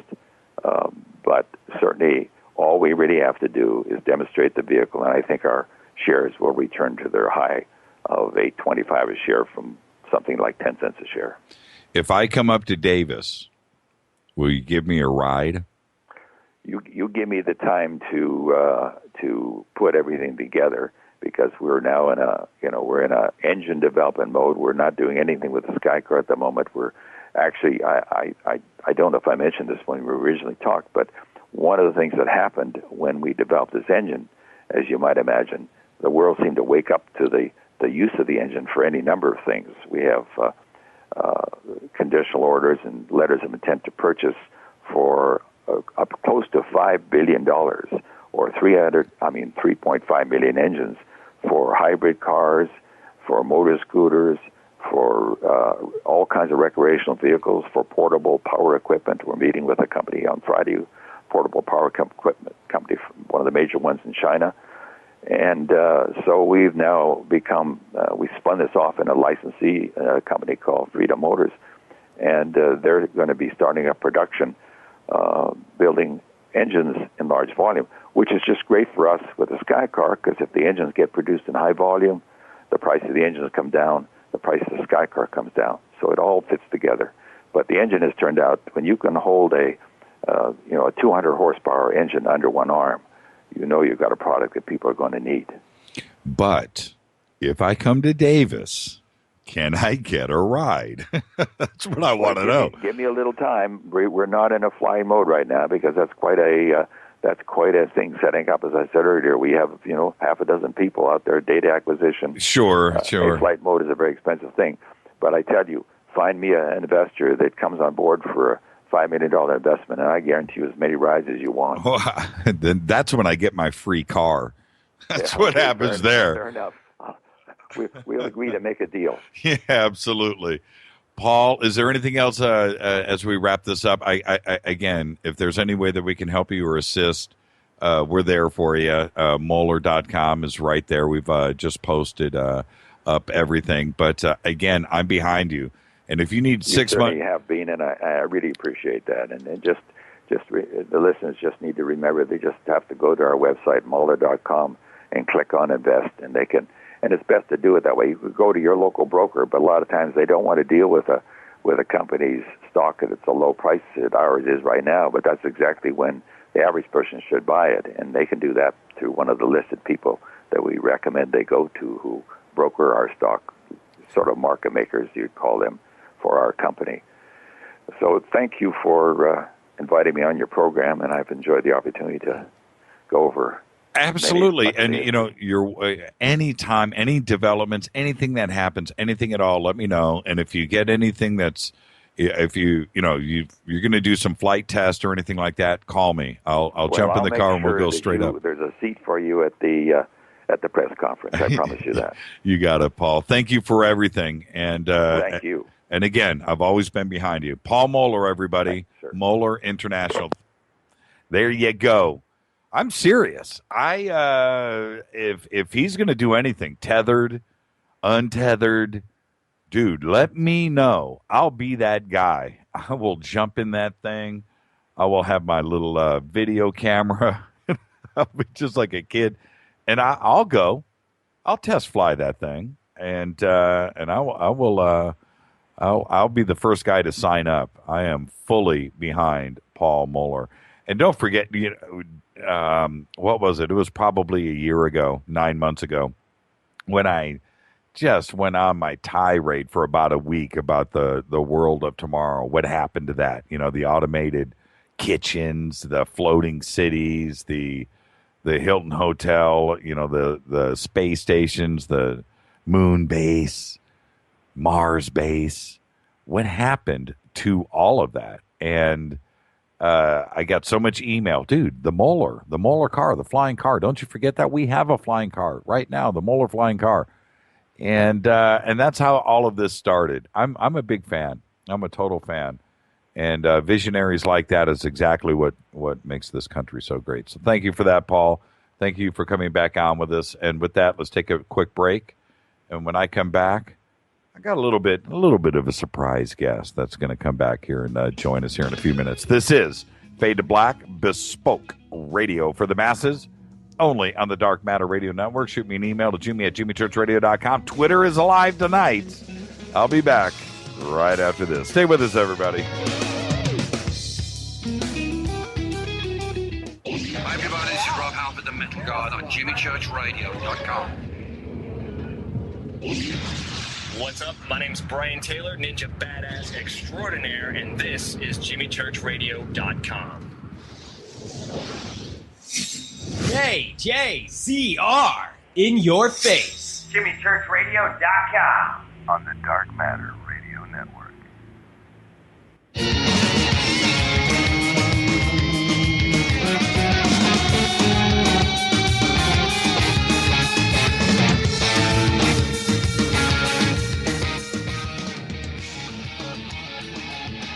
Yeah, Fade to Black, bespoke radio for the masses, only on the Dark Matter Radio Network. Thank you, Paul Moller.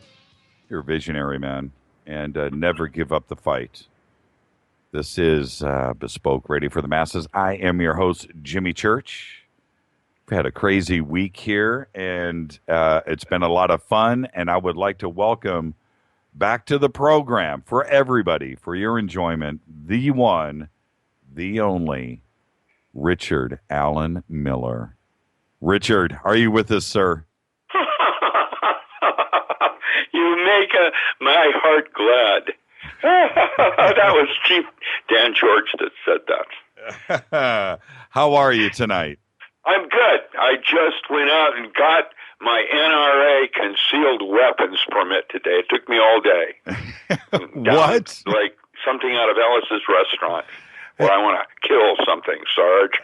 Hey, Richard, is it possible to get off of the speakerphone? Can we do that? Is it possible? It is impossible. And the reason is that my arm that I use is artificial. I have one arm. I actually have two arms, but it's not a real arm, and I can't hold the phone up to my head. Okay. And headphones, I don't know. Is it that bad? I'm with you. Are you still there? Yes, sir, I am. Okay, yeah. I want everybody to understand that Richard has a bionic arm. No joke. No joke. And there is no bone in that arm. It's really... It's actually what they're going to do is when I pass over, they're going to turn me into a wind chime. Oh, no, stop. Really, man. I've got titanium in almost every limb in my body. Well, for everybody out there, we are speaking with Richard Allen Miller. He is the inspiration for Fox Mulder of the X-Files. And I know you may be... I don't know. Do you ever grow tired of hearing that? Because it is... Well, it's not... It's true and it's not true. I worked for Dr. Carl Schleicher. Dr. Carl Schleicher was MRU. That's Mankind Research Unlimited. It was Navy's front door. After I had done about 4 years with SEAL Corporation, I had done so well, they moved me up to a new book I'm writing called Spook Central. And I worked out of anesthesiology and was mostly in charge of all paranormal phenomena on the West Coast. If it happened, I would go into China Lake, Livermore, wherever. You know, at Stanford Research Institute, I worked with Bill Tiller and Andrea Puharich.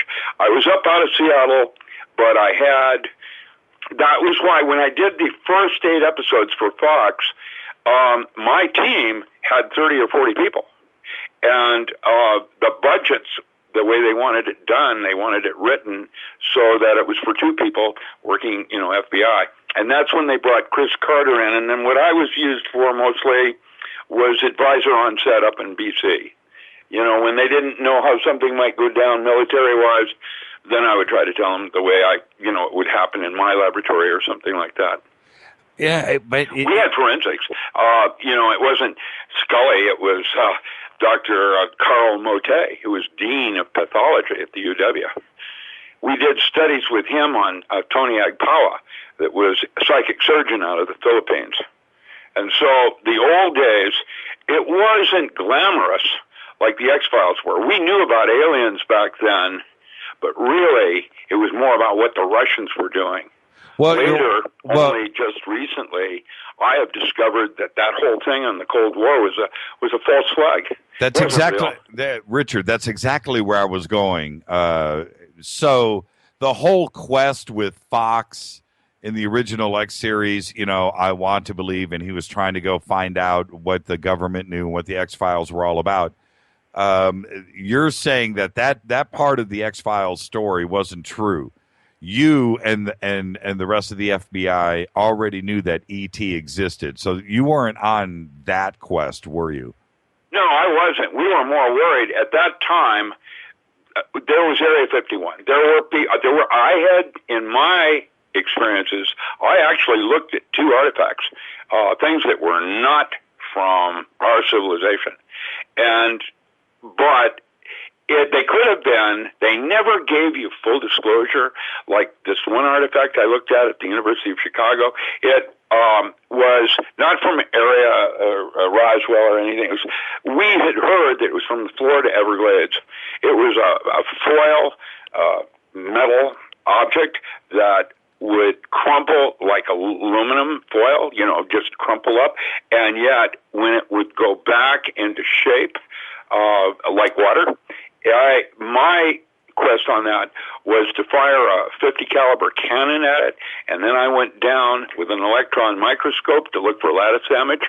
There was none. That's impossible. It was, way stronger than diamond, and I only just this week submitted an article. This is like 45 years later. I submitted an article about fullerenes and the idea of nanofibers, carbon nanofibers that are 100 times stronger than diamond. Now that's what I looked at, but this technology was electrophoresis. And so it could have come from another civilization of man. The Germans were always interested in reverse engineering ancient technologies. And so, you never really knew. And it was like trying to guess the existence of God. It's elusive. And the data is such that there's always, from a science point of view, a question. Well, you bring up a really amazing point, which is inside, as an insider, as an employee back then, you're saying that they never gave you full disclosure, but they hinted on it? And I had top secret clearance with vault permits. I could go into certain vaults without a need to know. That was above a 2-star general. In fact, I had an incident. But what I was trying to tell you is, even though I had full disclosure, in that sense of it in the vault, there were other vaults, and they held other things, and they kept them separated in such a manner that you rather really, no matter how good you were, like I was a reader. I had no idea what I was going to read. I just started grabbing things and then trying to connect dots to see if the Russians were doing this or the Bulgarians. The Bulgarians were a bunch of thugs. The Czechs, now the Czechoslovakia and Prague, that had some of the finest sciences at that time. Russians were a little superstitious. America was always the leader at that time because we had bigger toys. That's what it always was about, was access to the toys. Once you had that, you could get the answers. And where I was very bright. I was at the highest end in the middle of what you would call like Majestic and some of these other things, and yet I never knew the big picture. It's so funny. I'm watching Twitter right now. Richard Allen Miller's back on. Jimmy Surprise is all right. It's great. I'm so thoroughly it's interesting, Jimmy, that when I did your show, I'm going to lambast to Amazon. When I did your show, I got only one order. You had 2,000 tweets, and everybody was all excited, and yet I only got one order from Amazon, not 400 or 4,000. And so what I did is I placed an order with Amazon, and my books came, but not from me. And the new books that we ordered were some of my books that I had sold a year earlier to someone else They had probably sold them back to Amazon, and Amazon sold them as new from May. So and that's their BS thing called Prime. And I am here to tell you that Amazon is one of the worst treating people to small publishers like myself. It's absolutely a criminal act that they're doing. What are you saying it was intentional? They're doing dishonest things. Right. I got a book that was sold to me as new that only I can sell. Oh, interesting. Oh, yeah. There is. That's how it happened, Amazon. And just be aware that Amazon, in my opinion, is worse than Walmart. And Walmart's failing, by the way. In fact, what's going to happen in the next 2 months, I'm guessing, just before Christmas, everything from Asia is going to quadruple in price because of the petrodollar. Watch and see. China right now is making a run at all of the utilities up in Canada. And that's what the Bundy Ranch thing was about. And they're going to try to move into America and take over our utilities. That's my prediction. Somebody just mentioned, let me back up here. Yeah, here it is. All right, Richard Allen Miller's back. Can you ask him, see, this is somebody that listened to the previous show when you were on with us. Ask him about the magnetic monofold technology he mentioned during the last interview. Yeah, Baynard, he just died from Lockheed. He came out with some disclosures. Boeing has a magnetic monopole. What magnetic monopoles do is they bend space, and that means changes gravity. And if you do it correctly, you're inertialess, and you have interstellar, just like that. Okay. How you make a magnetic monopole? You take two magnets, and you know how they'll want to connect to each other and make a longer magnet. Well, you take one of the two magnets and you turn it around and you put a screw in it. And then you take the other magnet and you start screwing it into the center of the other one so they will never, ever quite touch. And as tight and as close as you get them to each other is how deeply you bend space in what you would call a wormhole. The way you would envision it in your mind's eye is you take a drum and stretch latex across it, and you put a big brick in the center of it. Gravity is then how a marble will fall down on that surface. The surface is space, and gravity is the curvature of the space. And that determines, if you look at space that way, you now create what is called cavitation. This is what's used in Fullerenes and the neutron Fullerene fusion bomb that's being deployed everywhere in the world right now. There is no forensics on it. I came out in a brand new article with Nexus magazine. It just went to press on Fullerenes. And so that'll be Nexus magazine. You can read about that. And the more sinister side, if everybody wants to go to Google and look up the National Ignition Facility in Livermore, and you can watch Arnold Schwarzenegger when he was still governor holding up to the light a target, which is deuterium. What they're doing is creating a nanoball, a buckyball, that is 1.4 nanometers. It's really small, 10 to the minus 9 nanometers. It's very small, and you can put probably maybe up to 23 water molecules inside it. However, and what it does is if you put exclusion zone water in there, which is H3O2, it forms a super antioxidant that will remove ionizing radiation particulate like plutonium and other cesium-137 from the body. What they're doing in Russia with Fullerene waters now is, which is exclusion zone water, is that they'll give the rat lethal doses of radiation, feed them the Fullerene water, and there is a 95% recovery, reproducible. But instead of doing exclusion zone water, if you put deuterium in it, and you can jazz it up a little bit. By the way, that was originally a Mossad weapon, and it might have been even deployed at 9/11. When Building 7 came down It came down as slag and not debris. There was no debris in Building 7. And you watch this 617-foot steel girder. When it started to fall after the building was down, it started to evaporate. And they were trying to say, oh, well, that's the jet fuel getting so hot. Well, the physics says, newsflash, jet fuel doesn't get that hot. There's only one thing in the world that we know of now that will get that hot, and that's called a plasma. And so what we have here is a fusion weapon that is, what they'll do is they make carbon fibers and they'll put it into the steel, and now they can ignite it with a simple laser. And there's no forensics. You have it in an airplane, it can disappear. Oh, wait, you could have the good Captain Kirk inhabiting the body of a bad Captain Kirk in an alternate universe, and the bad Captain Kirk has a weapon that he brings up with someone's picture on it, and he pushes a button and they disappear. Now that weapon exists today. There's the patent on it. I've given you some things if you want to post them. It's out of Carlsbad, California.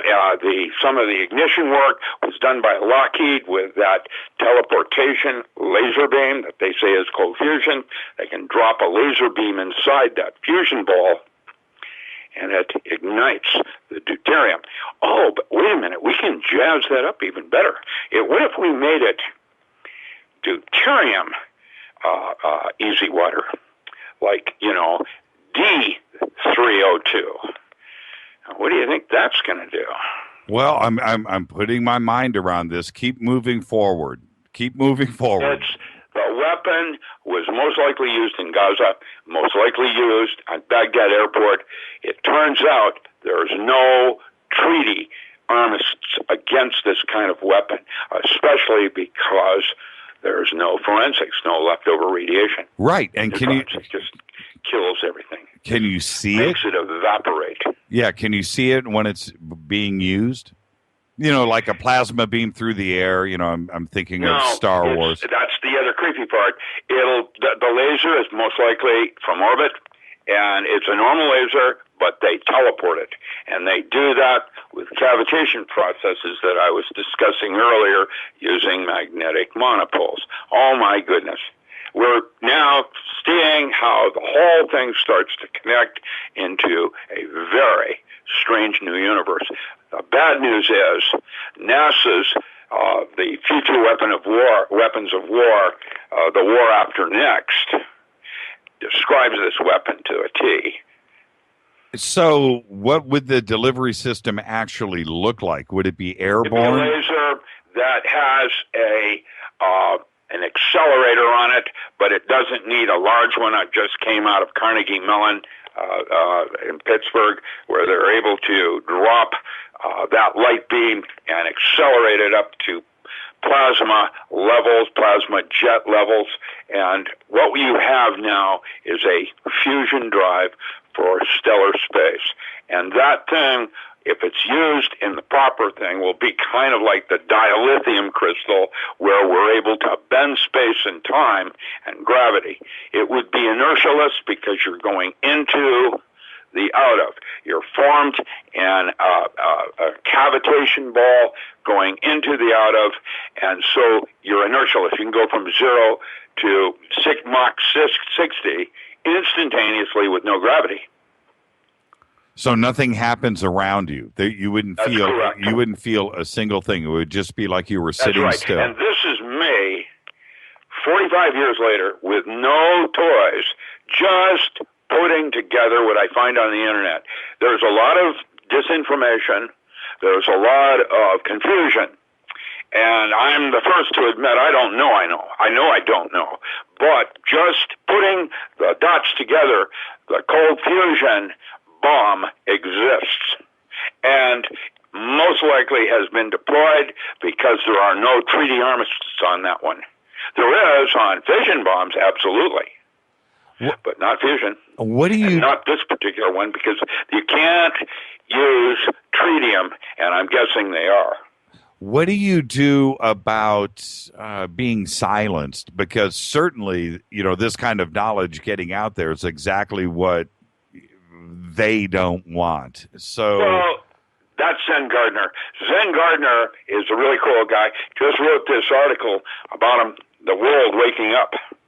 Everybody is starting to get the fact that nothing we're being told is real. We'll probably, unfortunately, never know the entire true story. But right now, it's no longer about me and that kind of thing, because there's a whole bunch of magazines now that are publishing this thing everywhere. And so, for May, I'm moving on to agriculture. There's a bunch of people that would like to invest their money in a sustainable,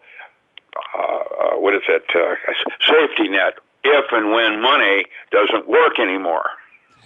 It also sounds like... The fact is that the petrodollar is about to hit a brick wall. It's going to happen. It is already in the news today. You know exactly what I'm talking about. Yes, I do. And what's going to happen next is that if you think it's rough right now, wait till you see what next week's like. Well, the petrodollar runs the world. You would think that they... Not anymore. Well, That's why he's over there in China. Get a grip. Trust me. That's interesting. Well, what about Putin? What about Putin and the petrodollar? It's interesting about Putin. I have to say this about him. For all his posturing and tripe and all the rest of it, that individual has done more for bringing Russia back to Russians than any vice president in their history. Well, I think, sure. Putin is doing for the Russian people. What's Obama doing? Well, that's what what he did is pass a law, signed a thing with the United Nations that can take our Second Amendment away from us. He did that. Well, I look at, if I'm Russian and I'm being led by somebody strong like Putin, that's what everybody would enjoy, is having a strong leader. They had Adolf Hitler. They had a bunch of them like that, Stalin. It's a creepy thing, and that is a video that I have seen that was wonderful called Statanism and the idea of a state and what the difference is in sovereignty of the individual. Sure. I've seen it too, by the way. It's an excellent overview of that kind of mentality. The guy that delivers it does a really nice job, and it kind of makes me ashamed sometime to realize that America is the biggest bully in the world. And we have no right over in Syria. All of that is about the petrodollar and oil.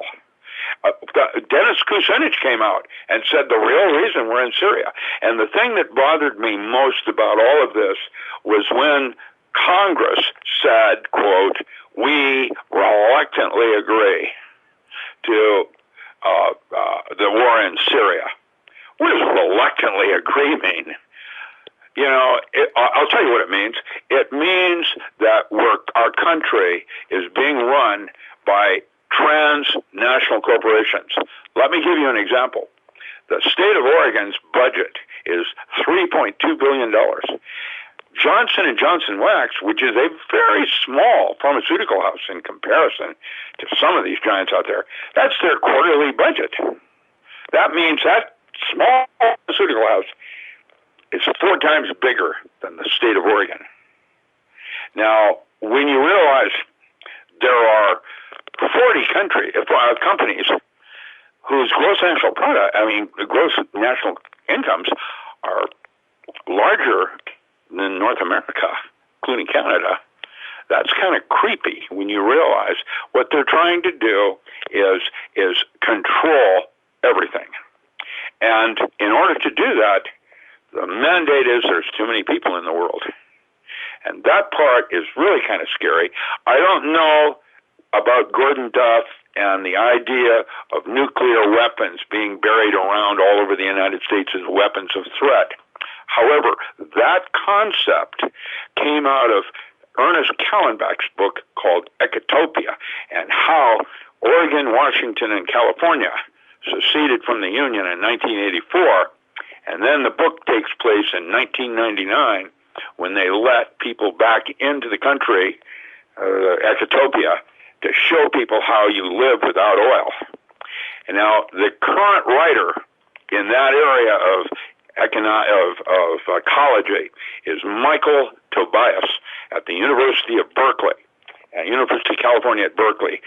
He wrote a book called Voice of the Planet, and PBS did a series with Meryl Streep and William Shatner playing the anthropologist that goes to Tibet to talk to the supercomputer, which is Meryl Streep. They made it in 9 parts. And that's where that concept of the snow leopard and all that other stuff comes out, is in Voice of the Planet. I have chosen the Voice of the Planet to be Schumann's resonance and the way we dialogue with the earth. And when I say this, there is a reckoning happening right around the corner, and just by saying no, all of these people that thought they were in control are not. We're actually waking up. It's very exciting. I have no idea how it's going to play out. This is Fade to Black on the Dark Matter Radio Network, bespoke radio for the masses. I am your host, Jimmy Church. We are talking to Richard Allen. Hey, Richard Allen Miller. Richard, you are the original Fox Mulder. You'll never, ever escape that. So just... well, maybe you got to go with it. I've had some close encounters. You've got to go with it. Hey, really quick, somebody just tweeted, was the lone gunman based on a real character? I don't know. I didn't write those. The ones were the first 8 ones.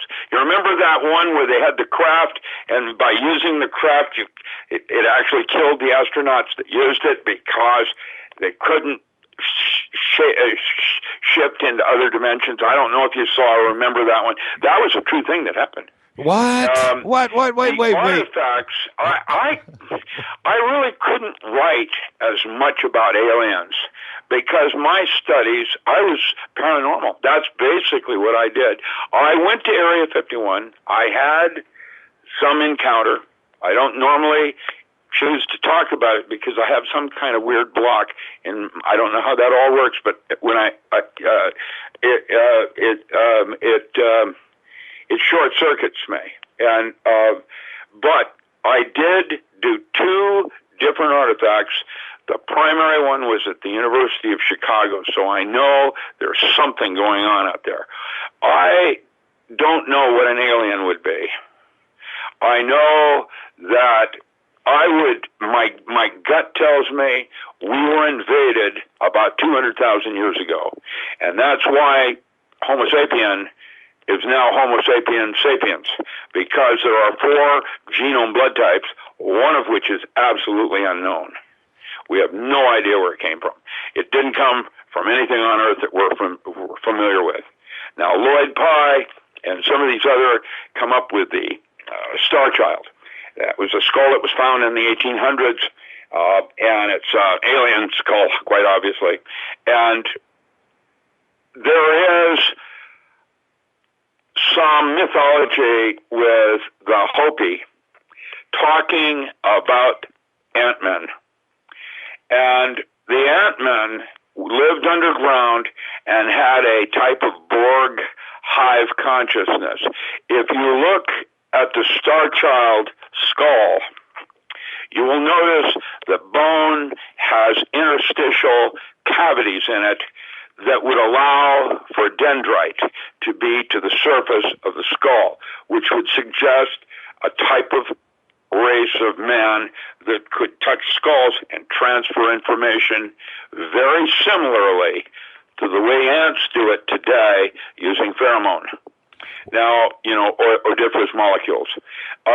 Instead of touching skulls, they can do it in a proximity where they set up a scent that has ordered information to it and can tell other ants where to go to find the goodies or whatever. I don't know how all of that works. I met Lloyd Pye. I wanted to take his skull up to UBC because we had toys up there that could look for DNA, and then we would know if it was dendrites and have a better sense of it. My study stopped when he said no, wouldn't let us have the skull for a minute to take a look at it. That's the kind of thing I would normally have done as a scientist, looking for the mythology relationship to something that had happened on Earth that might have led to the conclusion that we were not created, like creationism or evolution, but there's a third thing going on here.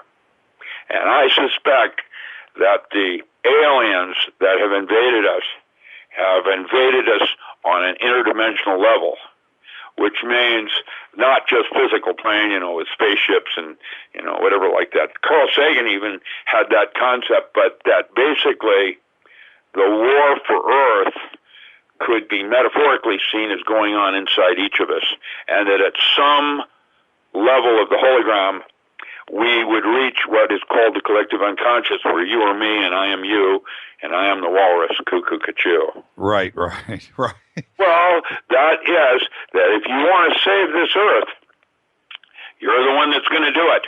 You have to do it for yourself, and each of us has to step forward. And whether we do it in this lifetime or we get to come back and do it time again is probably not what we think it is. And so really what you end up doing, your children are watching. That's how they learn. And the children could be seen as reincarnations of you and your wife, with the good, the bad, and the ugly in terms of, belief systems and habits and whatever. And that's how they learn, is by watching what you do. And so if you wish to save the Earth, you have to save yourself. And that's where you begin, with that battle with the alien genome. It's rhesus negative. And nobody knows where it came from. And that's why now they group man as Homo sapiens sapiens. Dr. Charlotte Bach wrote her doctoral thesis at the Warburg in imaginal psychology. Her thesis topic was Homo mutant, Homo lumen. And we talked about Ion in one of the workups I did for Fox called The Magical Child, where, this entity is a creation of the gods, as a savior at the last days of man on Earth. And Ion, A-I-O-N. And basically, he needs a golem or an avatar to inhabit in order to function on the physical plane. And that's when you realize he's non-corporeal. He's not physical. He's illuminated body. And it's a metaphor. And that's the kind of screenplay I wrote. And what would happen is, in chapter 7, you discover that there's an entity on Earth that's dying. And when it dies, man dies. It's called the Van Allen belt. It's a conscious, sentient layer. And so Ion is going to somehow merge with this entity and save man in the last days. You'll have to read the book, which I haven't published. I know it's all going to work out. It's metaphorical in archetypal concepts. When you were at Area 51, everybody, there's been various names for different ETs out there, and of course the famous one, or one of them is A-Rod. Was there a name of a given Kril. name to the ET? Kril was the one that I got involved with. K-R-I-L, Kril. Kril was kind of like it's like a gray, except he's about 10 feet she. Actually, no, I shouldn't talk about it. That's what led me to write synthetic telepathy. I couldn't figure out how they communicate. They use microwave band, temporal lobes. And that's what led me to the concept of synthetic telepathy from, the original works that Wells and some of the others did. There's Edward Marks. There were others that were doing it. The idea that man has other sensory motor inputs that we have not even begun to identify or describe. One of them is in the temporal lobes. If you hit the temporal lobes with a 0.3 to 3 gigahertz, you will cause them to slightly heat up and they ring, and then you can heterodyne audio on top of that, and you can hear it inside your head, does not go through auditory system. It has to do with biological amplification that was later used in cloning emotions, and then Commander Solo, which today is one of the primary weapons of choice. It's a big horn that will dissuade people using cloned emotions. They use P300 waves, and they can reset your thinking processes slightly using this thing. It later led to through-wall surveillance and some other things, all microwave band, high-end, expensive.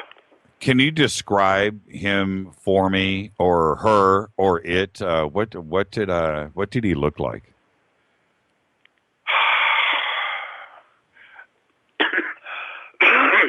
No apparent sex. You can't tell sex. Could be male, female, androgynous. The feeling I got from the voices was feminine.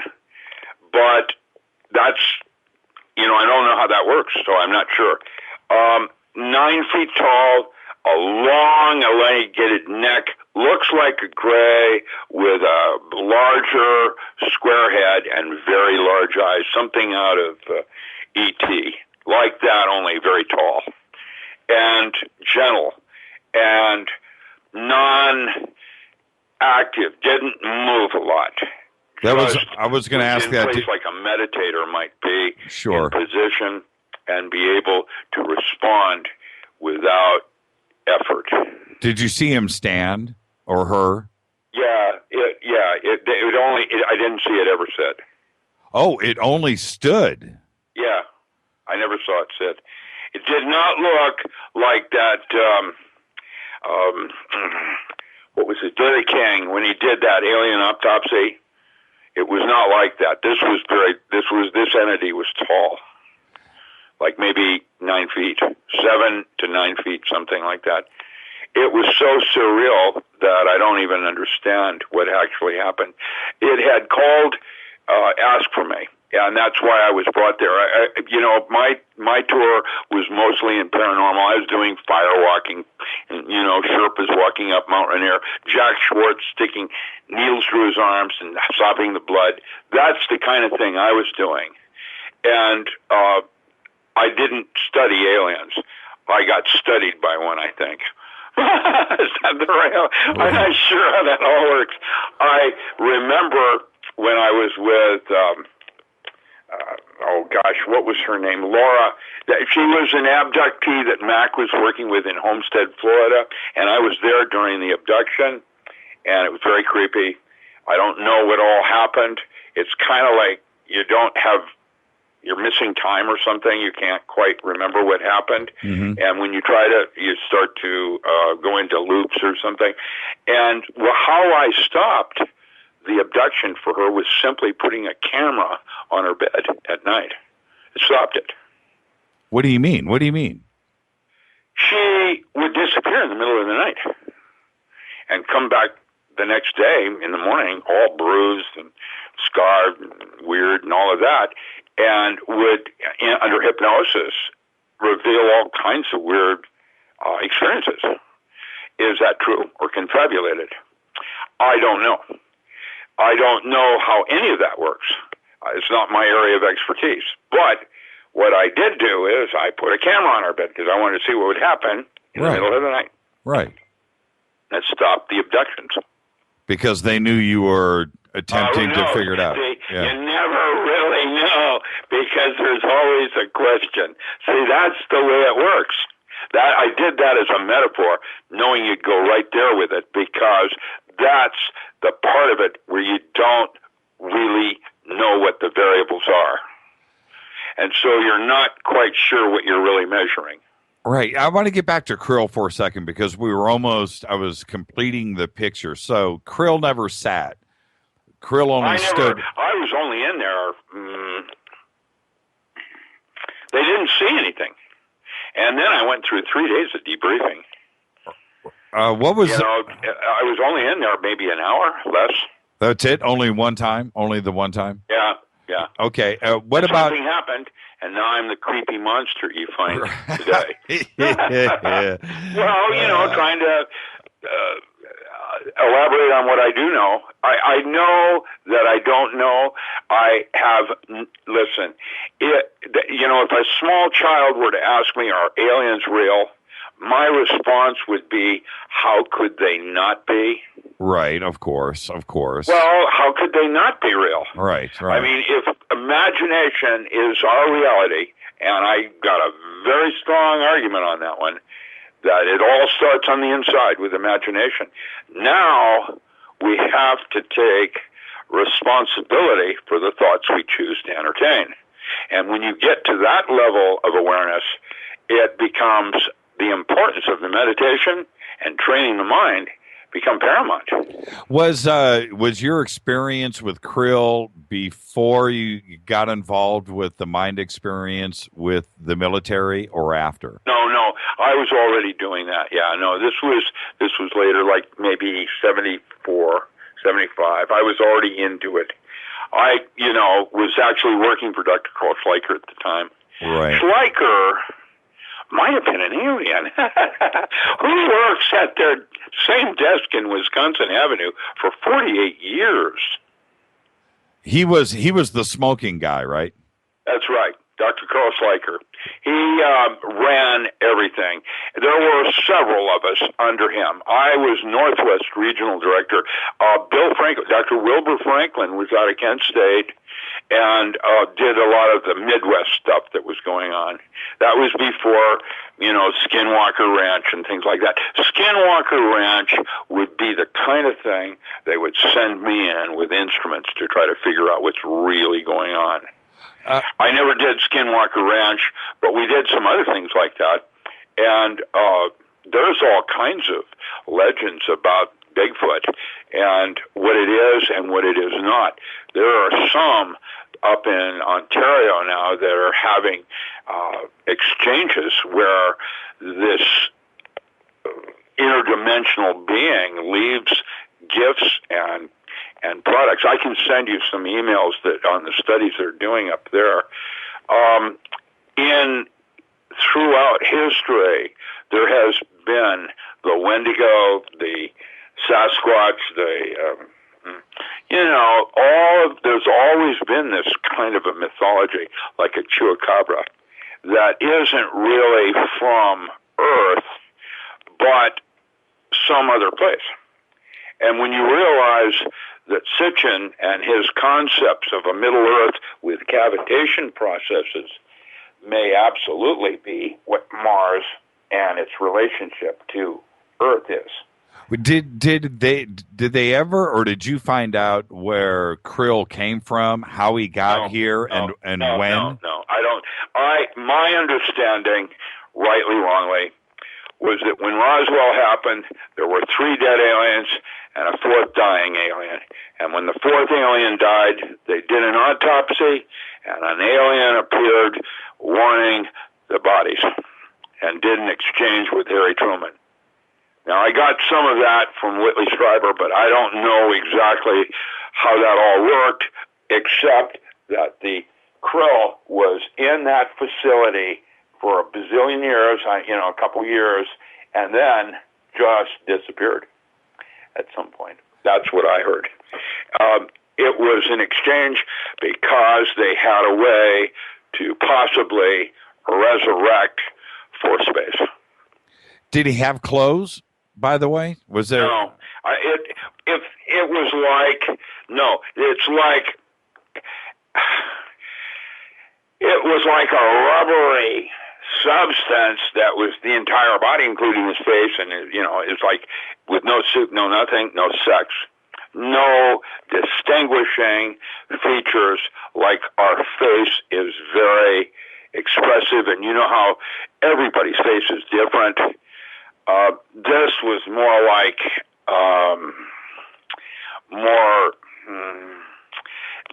I don't know how to. I haven't tried to describe this much. It was almost as if it was not. I don't know how to explain it. It was like it had a suit around its entire body, slummed down here in fourth space or something. Interesting. I And don't know. It was like, you know how you might dip something in plastic? Yeah. I could see that. Yeah, it was like they got dipped in something, and there was this shield or this skin or something around him that looked like skin. Wasn't, maybe you couldn't tell sex. You know, there was no, belly buttons and things like that. There wasn't anything like that. It was indistinguishable. Right. The eyes were interesting. The head was more squared than our is more oval, and that kind of thing. They had like a jaw and. Okay, well, take me to the moment did though. Not speak. It was like dead silence. What the video shows of me and with the entity was we were just standing there. Were you take me to that moment? Of it either. That's the weird part of it. I don't have any memory of it. I kind of, after 40 some years, I'm sort of kind of confabulating. I don't know. Were you scared? I don't know how that works. It's and so I know that I can't figure it out. So I don't spend a lot of time there. And it isn't like, I have no doubt that we're being visited by a lot of different entities. I have no doubt there are rules of engagement. I have no doubt that there are good, bad, and ugly, and that the ugly have to do, their dissuasions with rules. And that's what made us God's favorite. We have a choice. Were you scared? Were you calm? No, actually, I had no idea what was going to happen. The way it happened for me is there was this big pile of documents, and I just started reading them and briefing myself, just grabbing documents and reading them when the door opened. And when it opened, that's when I forgot everything. Wow! And what did you? I didn't forget it. I'm right there at that moment. I know, but it didn't. There was no fear. There was no. Did he look at you? Yeah. I don't know what it was. It felt feminine. Right. It felt feminine. That's what I felt. I felt a feminine touch. And that's all I can remember. And soft and gentle and infinitely, like being in the presence of a dolphin. I have swam with dolphin at Dolphins Plus and other places, and I can't explain how you just know that you're in the presence of something more. Interesting. And were you in the same room, or was there glass in between? Yeah, I was in the same room. Yeah, same it room? Opened up because the entity had apparently asked for me or something, and I don't have the full story on that. I just was interesting, and it was on the 8th floor. I remember I went down 8 floors. Was there an last? Okay. I don't know what's there now. And all the stuff that's going on now with tunneling and secret bases and so on. Well, I don't. I live in bunker heaven here with Grants Pass. This is like, I know it's if it's traumatic for you to go through this, I can stop. But I'm so interested in the moment. I know. It's like a moth to flame.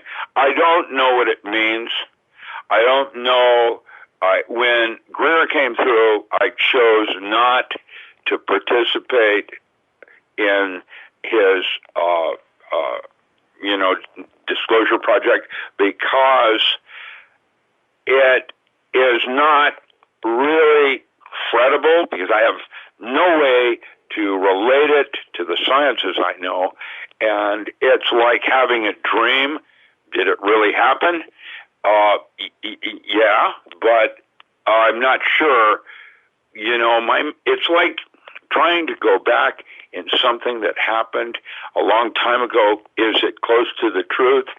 Over the years, you can fabulate things to organize it or set up some kind of a relationship to it so that it doesn't disturb you, because some of these kinds of things are very disturbing.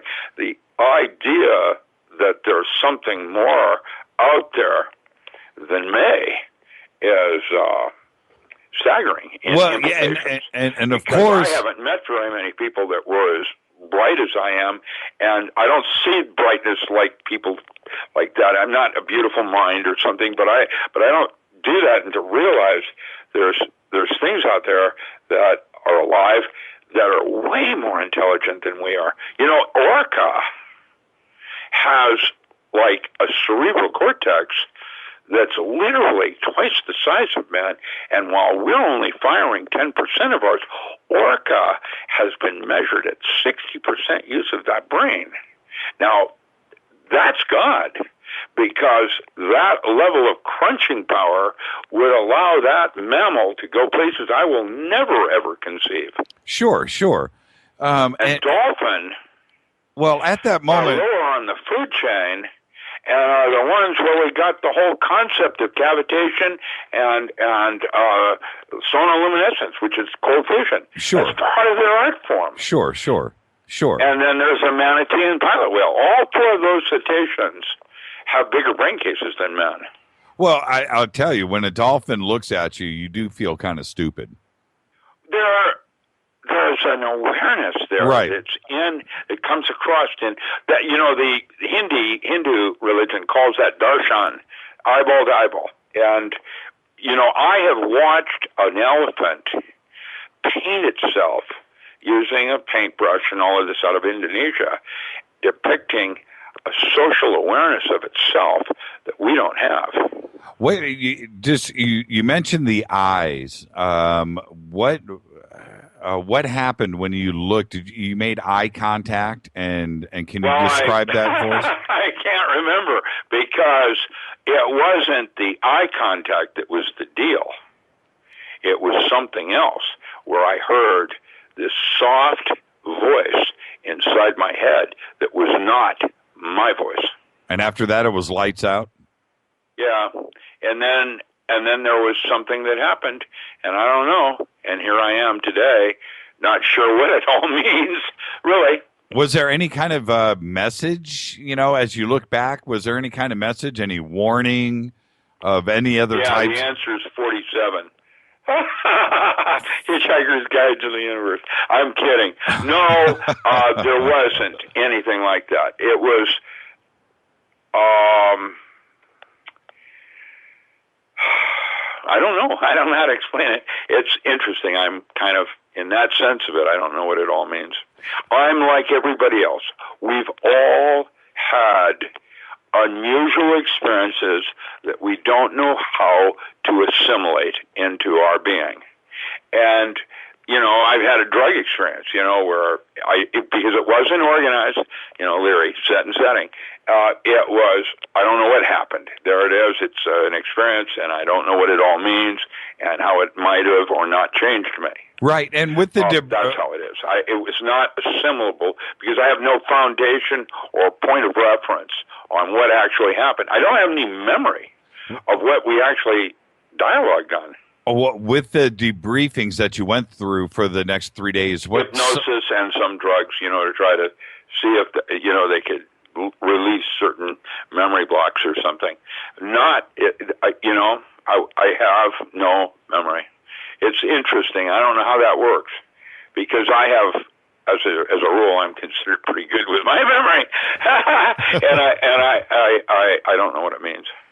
So, what kind did they ask you? I'm sure there were drugs involved and stuff, but do you remember any specific questions that went down in the debriefing? Because those are usually pretty telling too, as well, as you look back.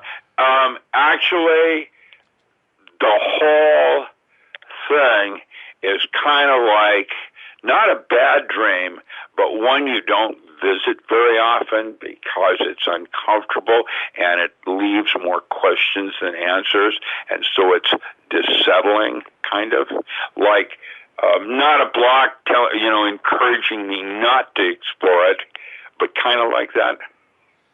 When are we going to see the movie? You want to see that, huh? I do. That would be a good movie, wouldn't it? I don't know. I'm waiting for Prometheus 2. That's the one I want to see. We should take some mothership back to the home world of the engineers. I read the comic. It's unbelievable. Dark Horse Press has got a nice series with the Alien versus Predator series. Let me tell you, it's and the engineers and all of the rest of it. It's actually, there's 47 comic books, so imagine how many further movies are available. Hey, you want to take a couple phone calls? Sure, that'd be fine. I'd be happy to do that. Yeah, Thank you. Let's bang out a couple. And it's let me press some buttons here. Okay. Hi, Dino. Say hi to Richard Allen Miller. You excited? Yes, Richard. Hi. My name is Dino, and I'm very excited. It's a very stimulating conversation. I don't want to break the flow here. I think Jimmy's. Well, no, that's good. Go for it. Pretend I'm like that little Johnny Carson, where I hold the envelope up to my head and I say, "Swami says." All right. You're a lot nicer. You're a lot nicer than Johnny Carson. But I had to ask because I share a birthday with Fox Mulder. You remember what that birthday is? Are you a Libra? No, I'm a Pisces, actually. Oh, you know what his birthday was in the series? No. It's October 16th. It's my birthday. Oh, is that right? And so you have this identification of not only wanting to believe, but wanting to be. I think that's the point, that you're a duality sign, a Pisces. My mother was one, and I'm a Libra.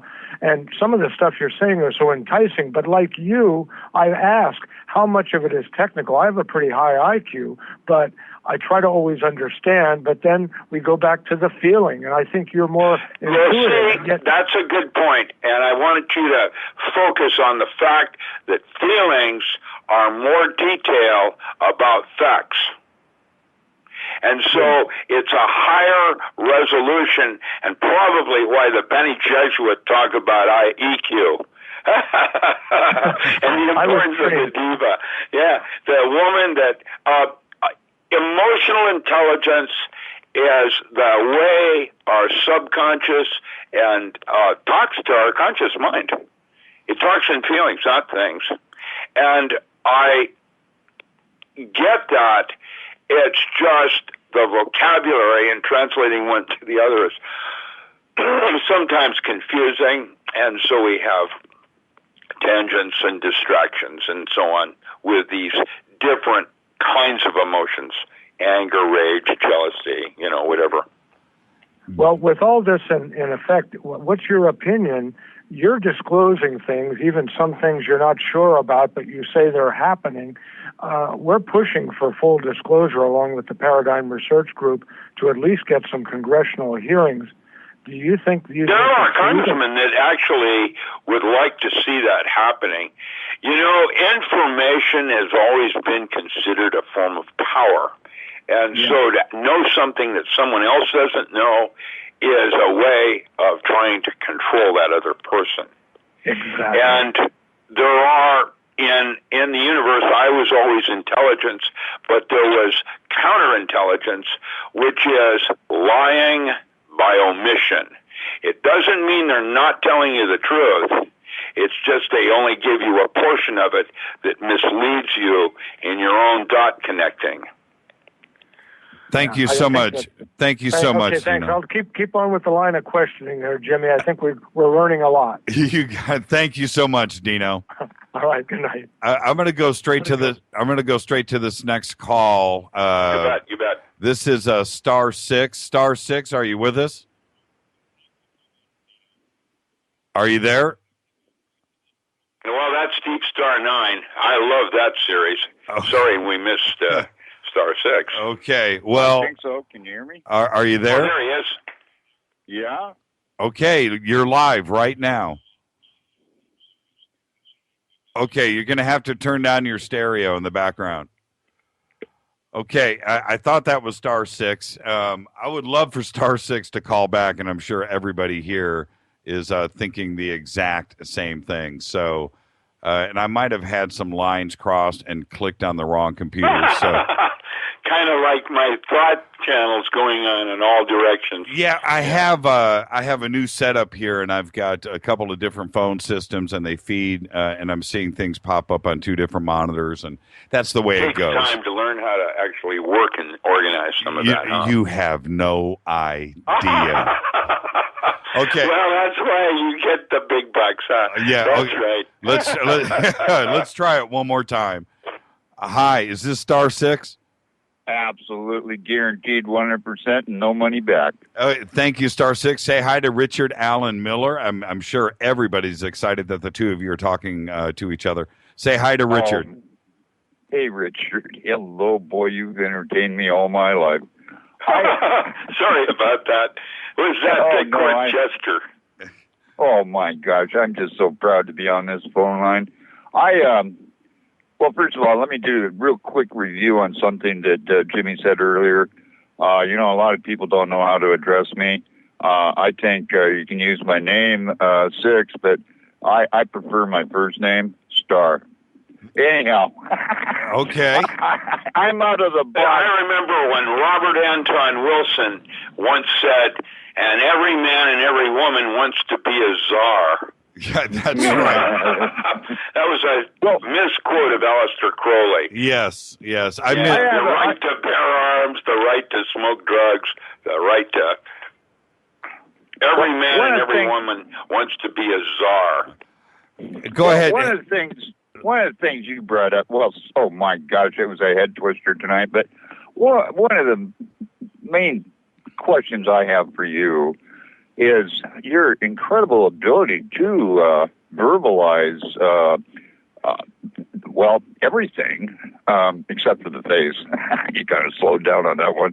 But I really do want to bring the attention to the Vadernauts, your take on the law of one, as I call it. Jimmy knows I talk about this. I have an awful lot of intuition in this particular phenomena of mankind as to what it takes to turn things around in the 3D, in other words, our dimension.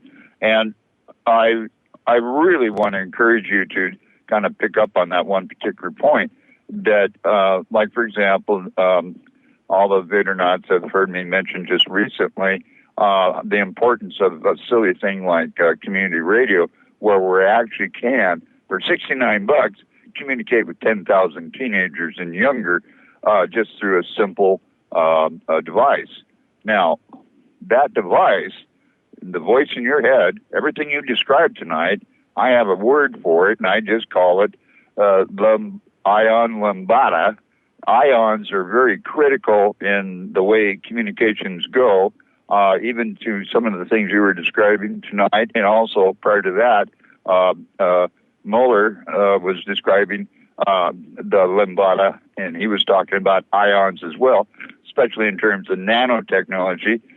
When you talk nano, and you talk ions, and you talk being able to communicate mind to mind through the universe under the law of one, I have a hunch you know what I'm talking about, and you can certainly explain it better than I can, because I've tried. I've called in here several times trying to indicate to people that the law of one is how it works. How do I know? I'm much like you. I don't know, except for one thing. Where I live, I do know. I don't call myself Star 6 because I'm human. I don't even claim to be human. You can ask my ex-wife on that one. And the key point is this. You are definitely in the box of the universe under the law of one, and I would certainly like to have a little quickie review on if you agree with me or not. Well, the monad, the point that this song is about you. Carly Simon, I gotta love it. It wasn't, by the way, Mick Jagger. It was about David Bowie, just for the record.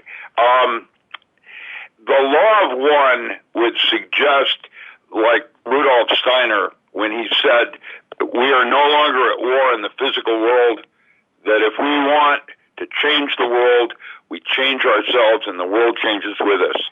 Now, that implication has many, many different interpretations, all of which will lead you to the monad, or the idea that, I am you, you are me, and I am the walrus.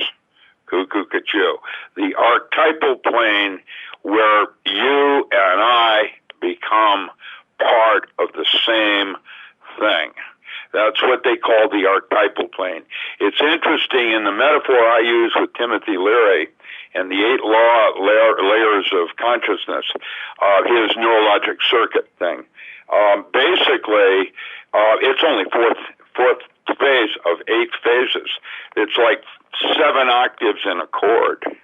And it's a way of breaking one universe from another as a meme, like the physical, the next level would be the emotional, the next level would be the intellectual, and the 4th level is archetypal. And it's at that level that you and I become as one. And then there are 4 more levels to include the as above, so below model, where I've actually seen coronal mass ejections off the sun that in 2010 that was a perfect DNA. Now, there is something more going on in this universe than we have yet to describe. The Czech work that I did back in the early 70s, it was called cosmobiology. And one of the studies we did with the Department of Interior was to measure the planet Uranus and its relationship to the Earth and the Sun. And when they were in a certain geometric alignment, like the storms on Jupiter, there was always a major earthquake that would happen on the Earth. That meant that the physical plane was a metaphor, because there are no known laws in physics that would account for Uranus having any kind of an effect on Earth and its relationship to the Sun. And yet, in this certain geometric alignment, and this all came out of cosmobiology, and Janov and a bunch of others that had written on that.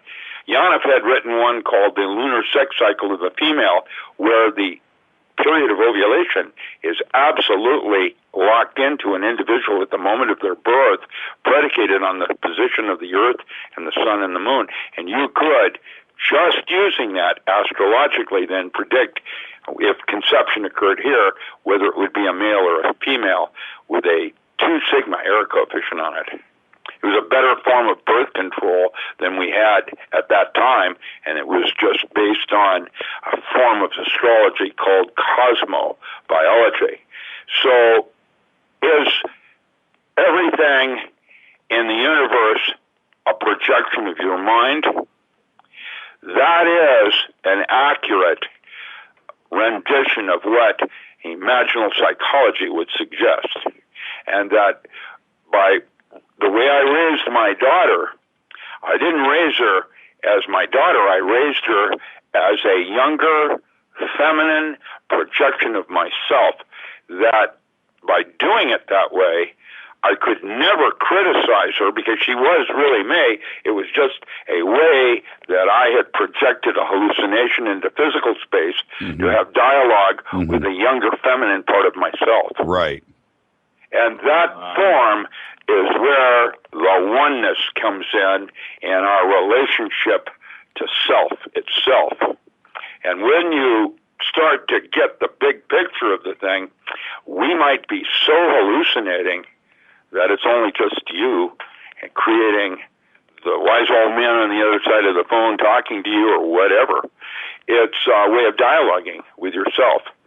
Aleister Crowley called that concept knowledge and conversation with your angel. Yeah, and it is a way of looking at what's going on. It doesn't mean it's right. It's simply a way of looking at things, like looking at a glass as half full. You've just been given something. If you saw that glass as half empty, you have lost something. What do you think that does to the structure of water in your internal landscape and how you feel about yourself? And then to have a third glass, only it's yellow liquid, and so that one is full of piss. And it's all metaphor, the good, the bad, and the ugly. You have options on how you choose to see what's going on, and with that, create the realities of what's possible or not possible. And so that's why you would change a belief like you would a pair of clothing, because certain beliefs will allow certain universes to exist with the exclusion of others. And that's where they talk about singularity, where because your belief system doesn't believe in certain kinds of things, then, the big one they used in What the Bleep is if two aliens walked in the door and you were a staunch Christian, could you see them? Exactly. Hey, real quick, Star 6, I just have to say goodnight really quick. Thank you so much, brother. Yeah, hey, I just want to leave you with one thought, everybody. Think about this one. That is the three windows, the Tower of Three Windows. I'm talking the Inca, and I'm talking about the thoughts of the moon, the sun, and the earth. Good night, gentlemen. And all of you are mi casa es su casa. Ciao. Yeah, thank you, Star 6. Yeah, absolutely incredible. And before a couple of things before I let you go, I have to say this for everybody here. When you talk, there's an intelligence that comes through. Do you see the world in colors? Are you seeing numbers? What is it that you see, Richard? She's got legs, man. I'm more like ZZ Top. I'm just kidding. She's got legs. Everything, I don't believe any of it. I'm skeptical of even my own humor. I don't know how to explain that. I think I'm normal. We know you're normal. There's just an intelligent. Paranormal. I'm going to start a new group called Paranormal. Yeah. Or no, Pericomitatus. Oh, that's what I'll sing it. No, yeah, don't do that. But and I think you understand the question that I'm asking, because you're a visionary and you're intelligent, and I'm not. I'm the opposite of that. I'm just a no, dude. You seem to be hanging in there pretty good. I'm a doofus on a microphone, Richard. And as you do more of it, you're actually, I can only guess where you've been with individuals. And so what a tremendous exposure to the Ebola of personalities. Hey, really quick before I let you go, have you seen the movie Interstellar yet? Not yet. That is what I do want to say. I'm going to guess we have that form of propulsion system now. Yeah, all that is based on fact. You know what? I don't want to sound really naive the way I here, put it is, I would say, if you want to know what's going to happen, follow Hollywood. Absolutely. Because Hollywood, if she could. Oh, stop! I haven't had a good laugh all night. That was good, but I'm going to go see it. We're going to go see it. Friday or Saturday, or probably Saturday. I'm planning to do that also.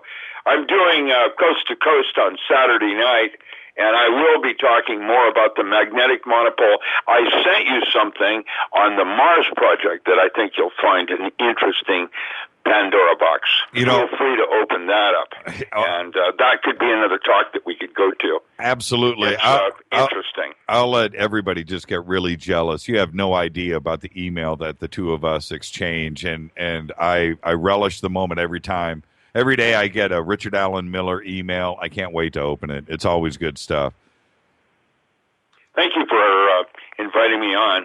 I need the book sales. Feel free to promote my website, and then I'll fade off. That is my only sources of income right now. Is just, and as a starving artist, you can't really make a living writing books. So what I decided to do is write as three authors. In 3 different areas. I'm just kidding. But that's how it's going to work, probably. Because usually you can't make a living off of just writing. It's not possible. You have to lecture, you have to this or that. Right. I've been invited to, with Nexus, I have a new article that will be out in the latest issue of Nexus, the next one out, on Fullerenes. And it doesn't even cover the darker side of Fullerenes, which we have, in fact, discussed a little bit on tonight's show. I think there is a new weapon being deployed everywhere. And I think that you should know how it works. Basically, if you have steel, they can put that as a carbon fiber in the steel, and then it's self-destructive. What's your next book that you have coming out before I let you go? The title is called The Non-Local Mind in a Holographic Universe, How to Change the Movie. Oh, there you go. Oh, I'm looking at it here. Yeah, right on. Thank you, Richard. All the best. And listen, anytime you want to come on this show, you just let me know. My pleasure. Thank you for asking. Really appreciate it. Richard Allen Miller, everybody. Have a good night. The website is richardallenmiller.com. Go there. It is absolutely an amazing website. It's all there. I've got it up in front of me. Physicist, herbalist, author, and I've just got to say, Richard Allen Miller, one of the smart guys out there. And yeah, I just saw this, Jimmy the Doofus on the mic. I am. When you go against minds like that, and Paul Mohler, and pull in Dino and Star 6 into the mix and let her rip Tater Chip, I'm just the guy on the mic. How was that though? I'm just gonna flick back to Twitter right here and just say Star 6 and Richard Allen Miller were just talking together right now on my show. Oh, man, the signpost up ahead, the next step, the Twilight Zone. Absolutely, right there. Les just tweeted, as I said, Jimmy, you should have had Miller on for the whole show. Hey, Richard can come on anytime. And Interstellar, and really, my mind is swimming right now, but Interstellar seems to be, I mean, for me, it's taking the foothold that it needs to take. I'm really glad, other movies come out like this once in a while and they tend to fizzle. But Interstellar seems to be doing exactly what it needs to do for us. And I find that extremely important. I'm going to take a break. I need a breather. I just did 3 straight hours with no breaks. This is Fade to Black on the Dark Matter Radio Network. I'll be back to say goodnight right after this. Stay with us.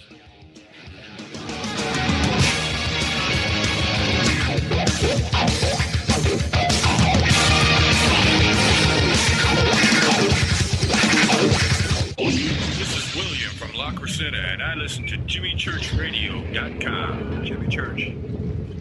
My name is Alan, and I listen to JimmyChurchRadio.com. He's always giving it to you straight. JimmyChurchRadio.com on the Dark Matter Radio Network. Hi, this is Rob Reiner from Anvil, and you're listening to JimmyChurchRadio.com. What's up? I'm Chris. What up? This is Kyle Massey, and you're listening to Jimmy Church Radio, the Revolution.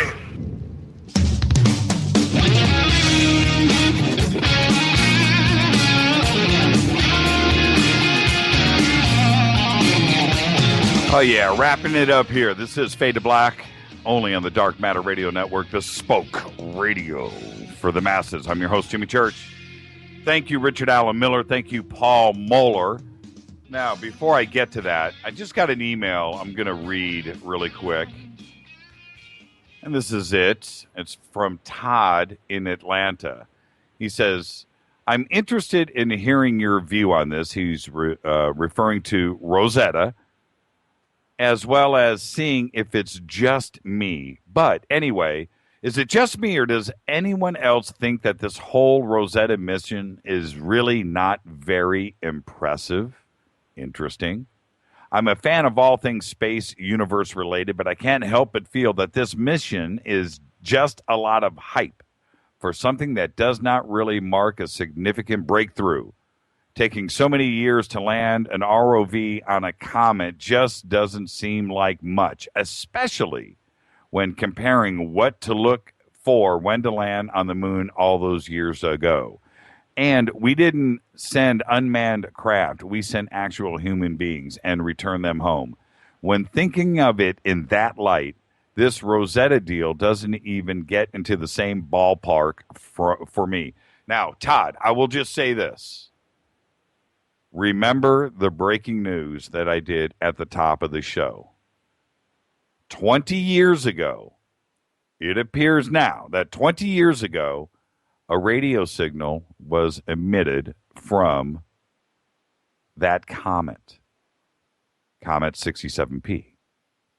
And it was a song. And they knew about it, and they were listening. There were reports about it back then. It got washed. But suddenly, the Rosetta mission became important.